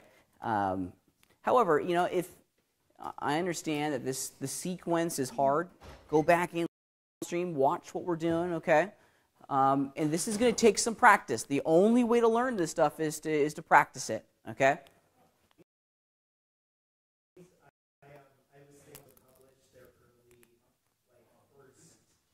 First models, yeah. Where I started, this is where I ended up, yeah. Yes. That would be extraordinarily entertaining. Just for people like us who are trying to do this, and to be like, it's a process of learning. Yeah. Yep. Every once in a while, when I'm feeling incredibly sadistic, or maybe I'm depressed or something, I'll go and open an early project file of mine, and then I'll just sit there going, what was I thinking? Oh my gosh, really? Why did I choose to make this all one piece? Or, Pat, didn't you see that you've totally missed the bevel profile or the overall shape? It's like, yeah, it's, don't open old project files unless you really want to take yourself onto a, this trail of misery. Anyways, okay, let's get back to work, because we have some additional things in here that we need to define and to continue to discuss, okay? So as we're working down here, and I'm going I'm not going to add all this information in here because we need to start talking about the transition between the torso and the leg. Now, believe it or not, this transition between the torso and the leg is not as bad as one might think, and we've kind of technically already done it once, okay? In every sense, we're going to duplicate the process that we went through for the arm, okay? Because if you think about it, we started off with a big U shape, and then we bridged a polygon across, and then we used that opening as the structure for our arm. Now, we're going to do something very, very, very similar, okay? However, there's some anatomical stuff in here that we really need to pay attention to. Now, first and foremost, and probably most importantly, is that diagonal line that represents the transition between the torso and the leg itself, okay? Now, this is something that all of us have. Doesn't matter if you're male or female, there's going to be a gigantic diagonal line in that area. And we want to make sure that when our character is standing up or sitting down or just generally moving their torso and their legs, that we're getting a proper deformation in that area. So that diagonal line is important for us, okay? And one that we're going to spend some energy here, excuse me, defining with some geometry. So that's an important landmark for us. Now, how we achieve that is actually not as bad as one might think, okay? So let's just do it. I'm going to skip. There's a whole bunch of extra loops in here that I would probably end up placing, but I'm going to skip it just for brevity's sake.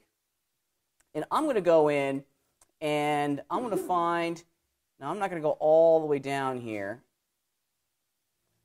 maybe right around in here, okay? Oops. Yeah, where I'm looking is I'm trying to figure out where the hip joint would kind of connect back onto itself on the underside of our body. Maybe right around in here is somewhere. You kind of have to guess. And as one might imagine, the detail of this is not important, okay? Because, you know, you're not going to see this connection pretty much ever, okay? With clothing and armor and just how people stand in general, you're not going to see the underside of this part of your body, like, I don't know, pretty much ever. So I'm not too wildly concerned with it. That's a good kind of starting point somewhere right around in there, okay? And here's what I'm going to do.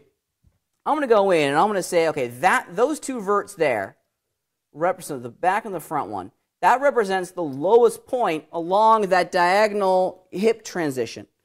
Everything else, all of these guys, are going to be brought up. And notice that I have them all selected. And I'm going to start bringing them up to reference. Okay? I'm going to deselect those. Keep moving them up. Excuse me, Butterfingers. Deselect those. Keep moving them up. And now, last but not least, I'll deselect that one and move this final one up right around there. And this is what we've created. This is that wonderful little arc. Okay? Oops. Excuse me. That's what we're after. Okay? Now, here's the next thing that we have to do is that we need to have a little strip that goes from here to the back, because we're going to create an opening much like we did for our armpit. There's a couple ways you can go about doing this. Oh, let me get rid of my grid. I apologize. The visibility of my grids is kind of getting in the way. Okay.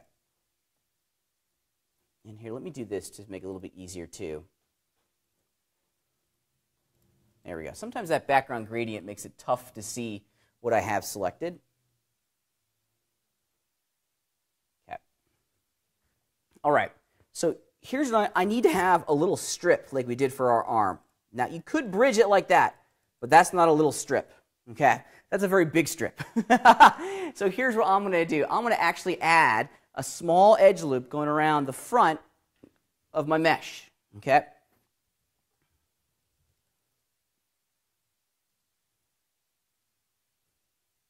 Alt-C to do a loop slice.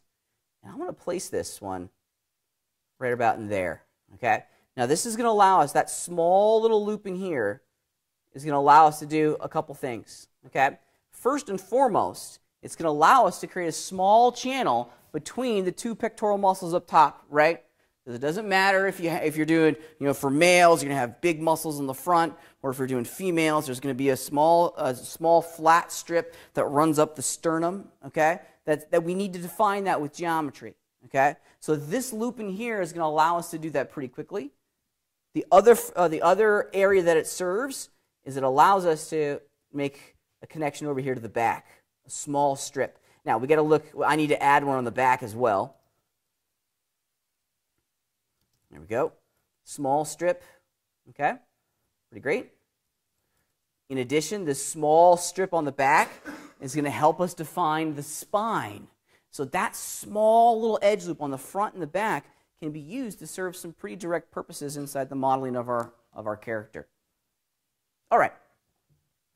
And it also gives us a great opportunity to go in and bridge it, okay? So let's bridge that bad boy. Blook. There it is. Okay, wonderful. Now I've selected my edges again. If I double-click on that opening, check it out, I have 9. This is no bueno, right? We don't do 9. We don't do odd-sided openings. How many? What's a good target, you think? 8? Well, if we did 8, then we'd have to get rid of an edge. We don't want to get rid of stuff. So we need to add some additional geometry. Imagine you're trying to create a band that's going on the underside of your character, okay? At the very least, we're going to need to have one edge in the middle of that new polygon that we just created, right? If we bring it down, that would create a V. That's not so good, right? So what if we continue to add some additional edges in that area to create more of a U shape and march us closer and closer and closer towards an even number, like 12. So I'm using, yeah, so now I've added 1 and I'm at 10, okay? Yeah, so I'm going to hold down the control key, slice there, shift control to fire it off again. Oops, there we go. And now if I count, I'm at 12, rock and roll, that's what I want, okay? An even numbered opening, and I have some geometry in here that I can continue to sculpt and move around. There we go. That maybe. Let's look at reference here.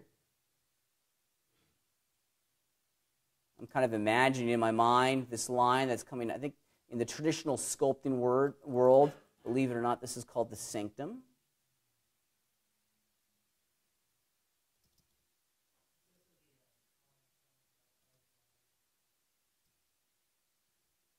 And things are starting to look pretty good. Because now I have an opening in here that I can use to create a leg. Okay? And it's a 12-sided opening. Okay? Let me show you real fast how we can very quickly flesh in a leg. It's not as bad as one might think. Okay? If you think about it, if you look at it from the front, and let's do some sculpting here. I'm sorry, I got to be a 3D modeler for a second because I want to spread some of this stuff out. This is way too thin. It's okay to have this strip be really thin on the underside. Okay, that's a good place to have it thin. But here in the front, yeah, not so hot. You know, we can make this a little bit wider. That'll serve our purposes a little bit better in the long run.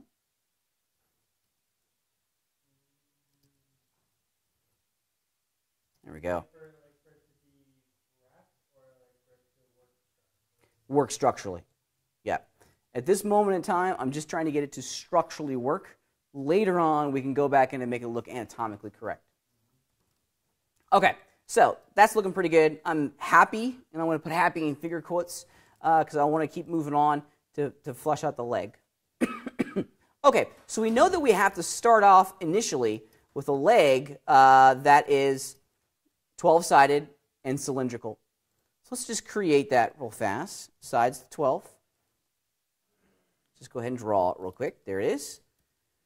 Let's look at it from the front, and I'm going to just position it over here, just roughly right in the middle of the thigh. And I'm scaling it now. Yeah, that's pretty good. Okay, so let's talk about how we're going to connect this cylinder. Yeah, go ahead.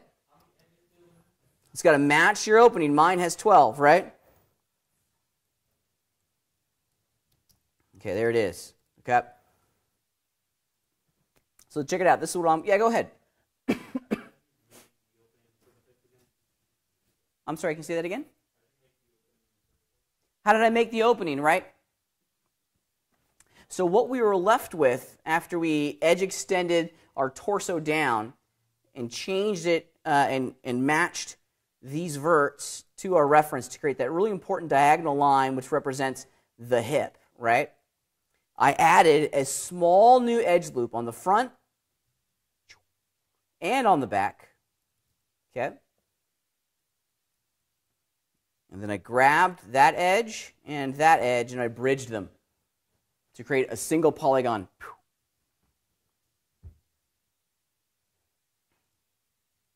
Very similar to what we did up here for our arm. Concept very the same, okay? Because we start with a C. Here, let me do this. Instead of going back, I'm going to lose my undo cue in the progress that I've made if I start to rip this apart. Let me show you on the board. Here come the lights real fast, right? So if we're looking at the structure at the bottom here, kind of if we're looking from the bottom up, okay, at our cylinder, this is what it looks like. There's a vert here,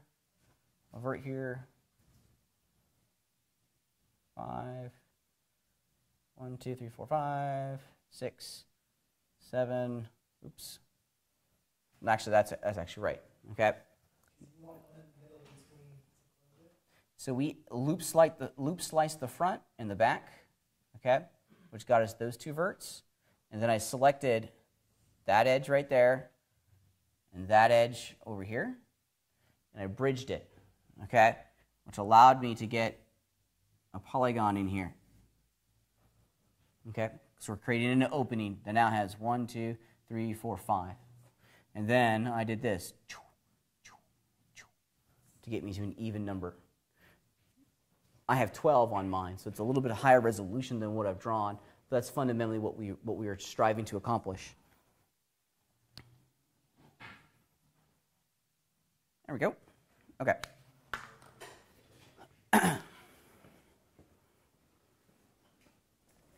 Here go the lights.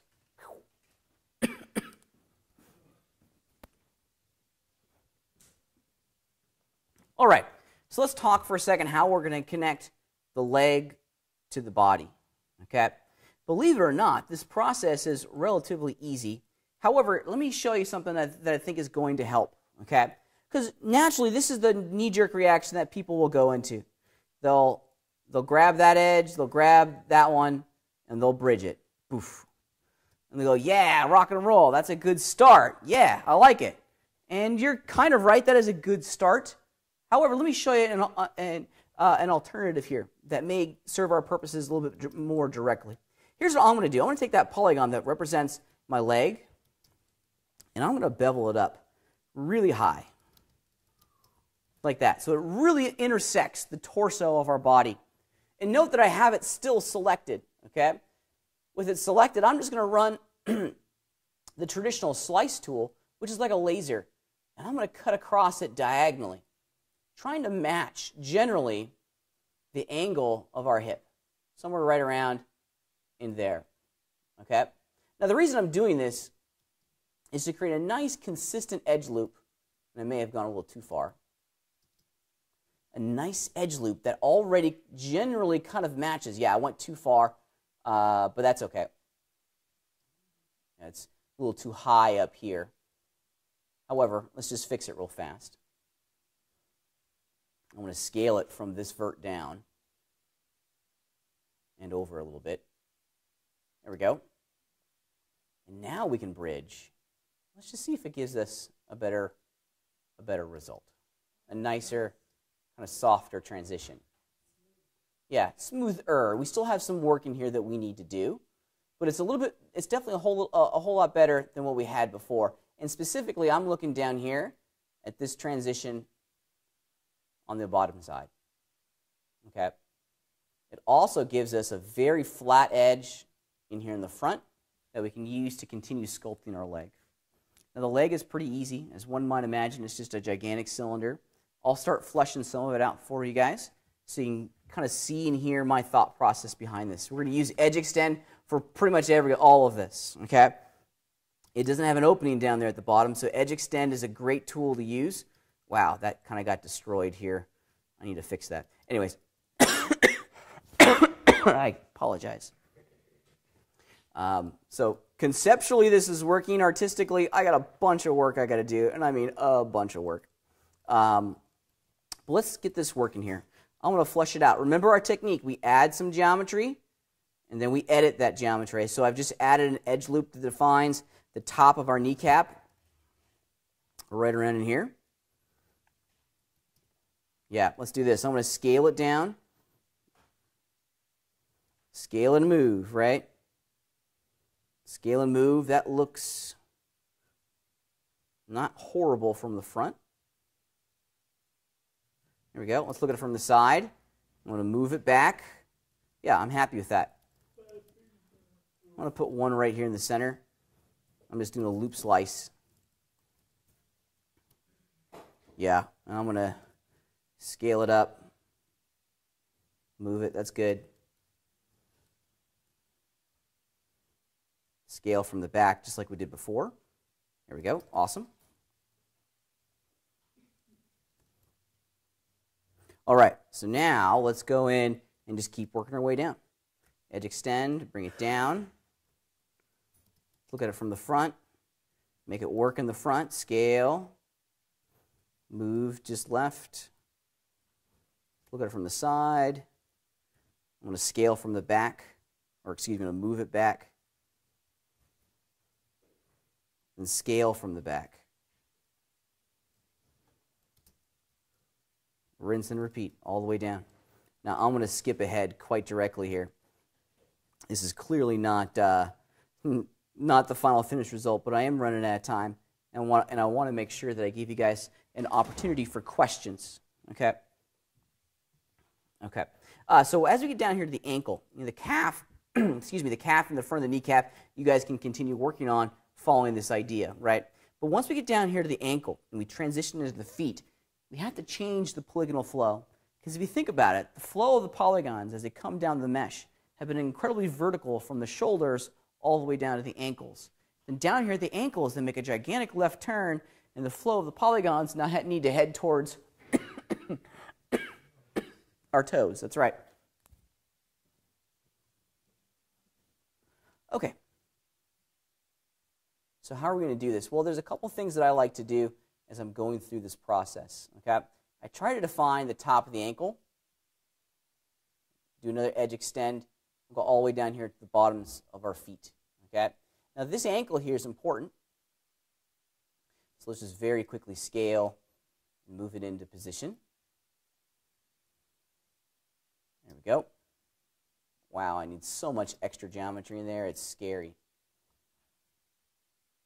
And this stuff is going to, and this is where it's going to feel a little uncomfortable because our reference and the perspective kind of gets screwed up a little bit here. So let's just, I'm going to go with that. Okay, so it's at this point that we need to start making some pretty big changes. Instead of going from the top to the bottom, we now need to start thinking about how we can go from the right to the left. Okay, here's what I'm going to do. I'm going to loop slice this center section to give me an extra loop that I can use to describe. Oh, I didn't edit this loop. That's bad, Pat.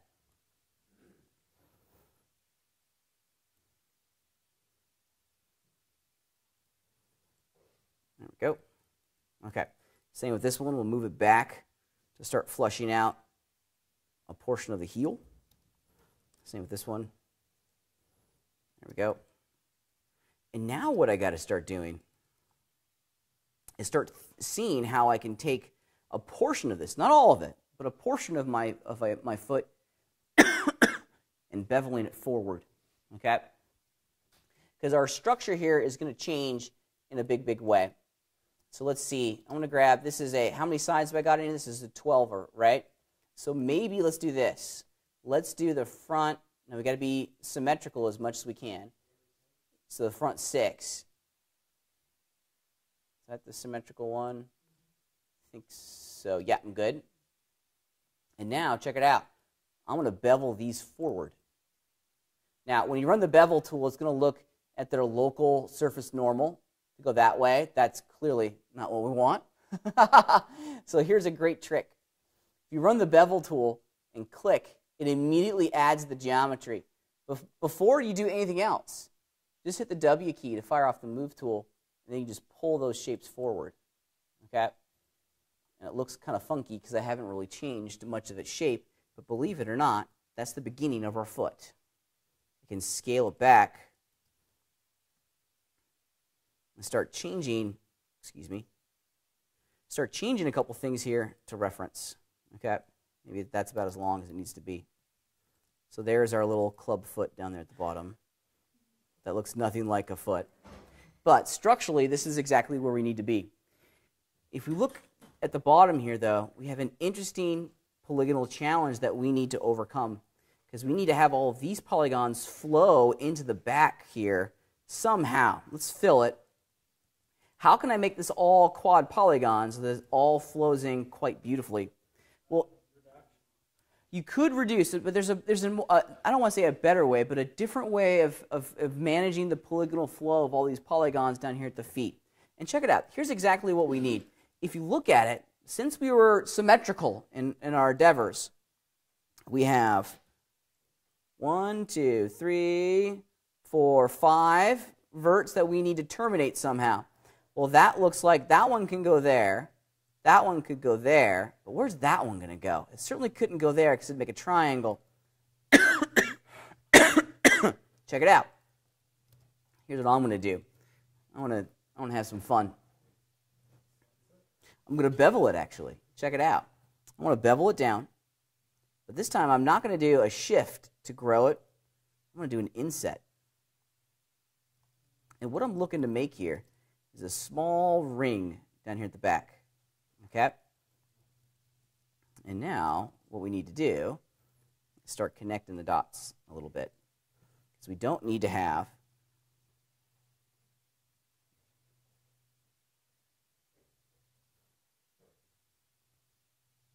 I want to make sure I get the right ones. Yeah.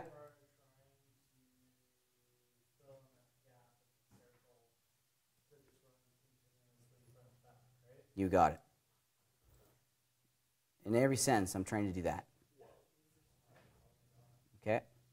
Now these in here, they're kind of odd-shaped looking ones, so let's fix it. So at the very least, it looks a little bit more normal. Okay? Sometimes when the shapes are a little bit more understandable, your brain can consume them a little bit differently. There we go. And I'm just going to use edge slice now to slice those into quads. There we go. If you look at the polygonal flow of all this, it works quite beautifully because the polygons are going to come down the leg, doop, doop, doop. It's going to hit there, and then they're going to follow it like a raindrop down that way, going to loop along the bottom of the mesh, come back up this way, oops, and run up the other side of the leg. That's a loop. And that's a darn good loop. Okay. So there it is. Our body. Pretty cool, huh? Pretty cool. Your offer still stands if you want to trade. Even with my little club foot down there, I don't know. So there's obviously a tremendous amount of work that we still need to go into to get this thing looking, kind of pretty reasonably. Okay. However, the reference is always going to be our guides. Our goal this week is just to kind of roughly get everything assembled. Okay. This is going to be, you are probably more than likely going to remodel this again next week. Okay. Welcome to your workflow. This is part of what we're going to be looking at. Okay. You never model something once. You model it about 8 million times before you're good at it. There's one final step in here that we need to look at before we can walk away. And FYI, you do the exact same thing that I just did for the leg with the arm and the hand. Okay? Hopefully by now you're ninjas at creating a hand. Yeah, Mike, go ahead. Sure. Which point? Attached into the body. Yeah. That's super easy. Because in every sense, oops, the wrong button, loop, delete. In every sense, this is what we have. And you could do your entire leg independently from the body, knowing that at some point up here at the top, you need to connect these two edge loops together. Now, you're more than welcome just to select both of them, as I have here, and just run bridge. That's fine. You could do that. Happy campers. Okay? If you are going to do that, I would go in and do an additional loop slice in there. That way we have some extra geo that perhaps we can start to scale out a little bit and use to sculpt this part of our body ever so slightly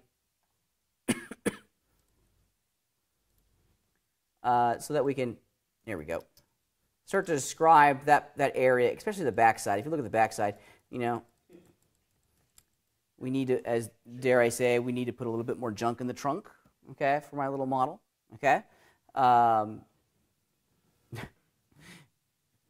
Yeah, but it's just the custodians. Thank you, though. You know, with more geometry, we can add additional detail, okay? It really is that easy. Of course, I say it's easy.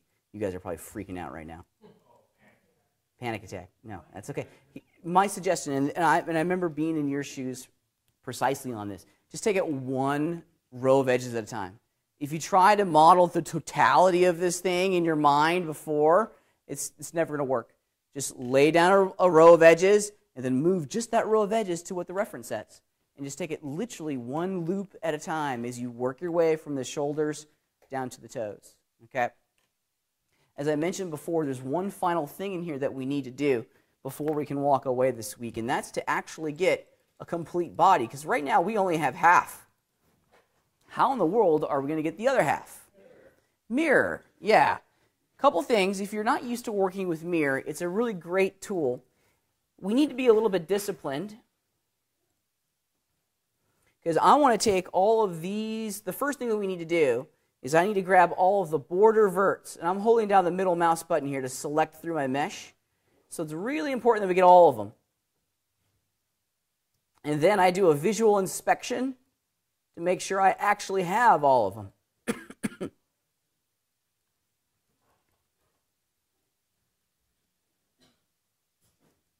Yep, I'm looking good. Okay, and now I need to make sure that all of these are perfectly centered around the x-axis, and I mean perfectly, okay? Center selected is not going to do what we want it to do in this particular situation, because center selected is going to take a look at the group, and it's going to move the group so that it's centered at the middle of the x-axis. So that means some could be on the positive side of the x, some could be on the negative side of the x. What I want to do is set the position of each one of these verts independently to the center of the x-axis. And there's a really great tool inside of Modo that allows us to do that. If we cruise over to our vertex collection of tools, it's right there, set position. This isn't going to look at the group. It's going to look at each individually selected component and move them. We're setting the position of the vert to whatever value we put in here. So I want it on the x-axis, which is left to right, at a value of 0, which is a representation of the origin, and I want to use world space. Bloop. So that's just a global understanding of the origin, basically. It's not local to the selection. You're moving it to the dead center of our universe. Now, if nothing moves, mission accomplished. You've done it right, right? However, I'll give you a real extreme example here of what is going on, okay? So now if I do set position to 0 on the x-axis, see how they all go right back into the dead center of the origin here? That's what I'm after. Yeah, happy camper. And now with all of that stuff perfectly centered at the origin of the x-axis, we can do our mirror. I'm going to double-click on my mesh, change my action center to origin, and then fire off the mirror command, which is found in the duplication category of tools. Here it is, mirror. And since I have my since I have my action center already set to origin, all I really need to do is click and Moto's going to take care of the rest. Since we went through and ensured all of our border verts were just chilling right there at the middle of the x-axis, it welded everything together for us. So this is all one contiguous piece now. So it's done all the heavy lifting.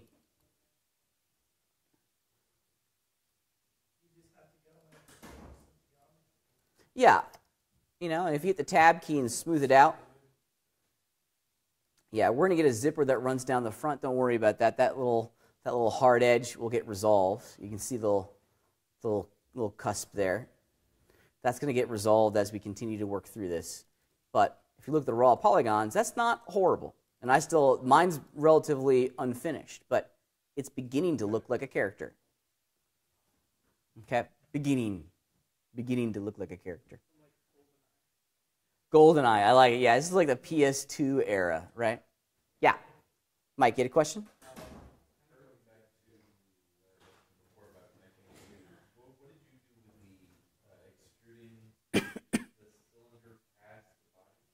Yeah, the only reason I did that, and the question was, why did I extrude the cylinder past the body? The only reason I did that, and let's see if I can get, I'm right next to it. There we go. The only reason I did that, and I want to, let's see, let's just fill that in. I'll bevel it up. The only reason to do that is just to give you an edge loop that we can slice in and control the angle a little bit. That's all. It's not required. Let me turn my wireframes back on. There we go. But sometimes, by having that loop defined, and what I didn't do before was I didn't continue to edit and sculpt it to reference before I made the connection. I'll just move it like that. You just get a different effect, a different layer of control. Yeah, that's ugly. I need some work in here. I have some work in here that I need to do. It almost kind of gives us that extra geometry to start you know, sculpting and fleshing out the backside of your model, you know, initially. All right. Could you scale that inner loop? Yeah, it's a little bit more of a challenge when you're bridging it, because it's going to go at really kind of weird angles sometimes. No, I mean, not like by axis. Yeah, with the selection action center. Yeah, you should be able to do that. Yep. Probably a little bit more normal. Yeah. Yeah. See, if I did it like this, I still have to go in and add an extra loop in here that I have to, you know, move and rotate. So it's probably, at the end of the day, it's probably 6 to 1, half a dozen to another. It's probably the exact same amount of work. We're just doing it at different times. All right. Excuse me. Okay, questions. Yes, sir. Okay. Hmm.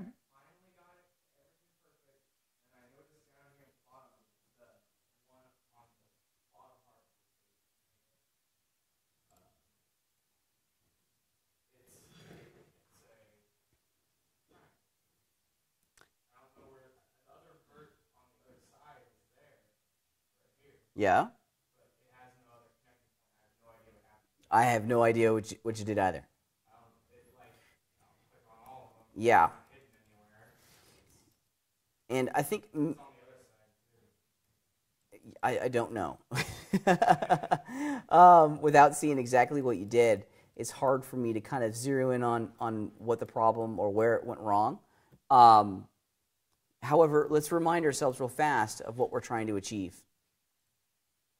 Because if we start off with a 16-sided cylinder, yep, in every sense, this is what we're trying to do.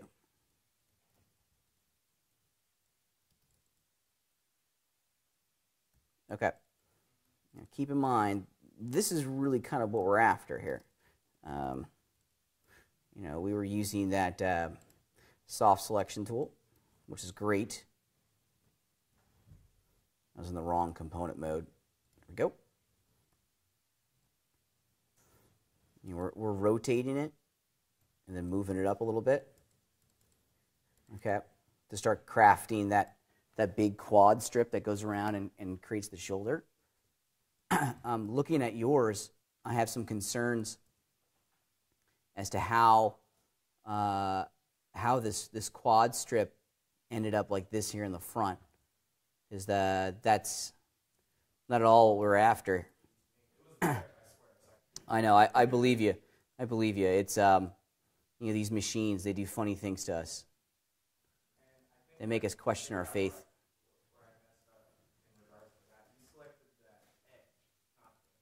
Yeah, and you can do it with the face too, the polygon. Yeah, it's.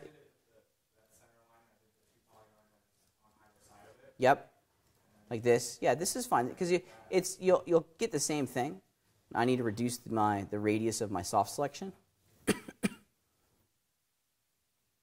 Yeah, you'll get the same thing.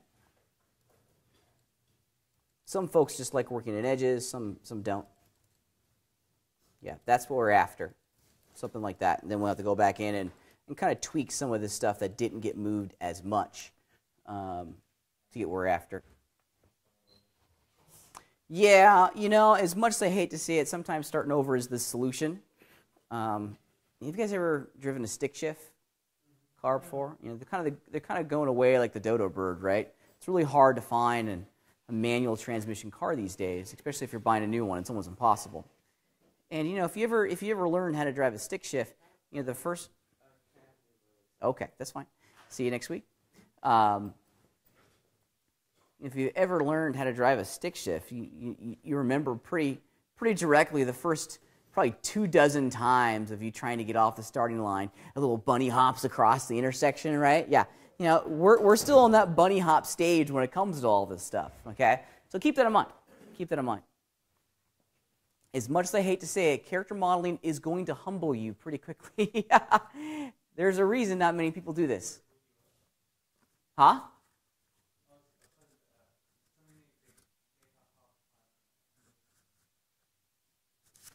All right, so we got a couple minutes left in class. Let's start working on this. If you run into any problems, I'm here to help. And as a reminder, make sure you get your hand project in as fast as we can. That way we can say goodbye to that one and really jump into our human body with both feet.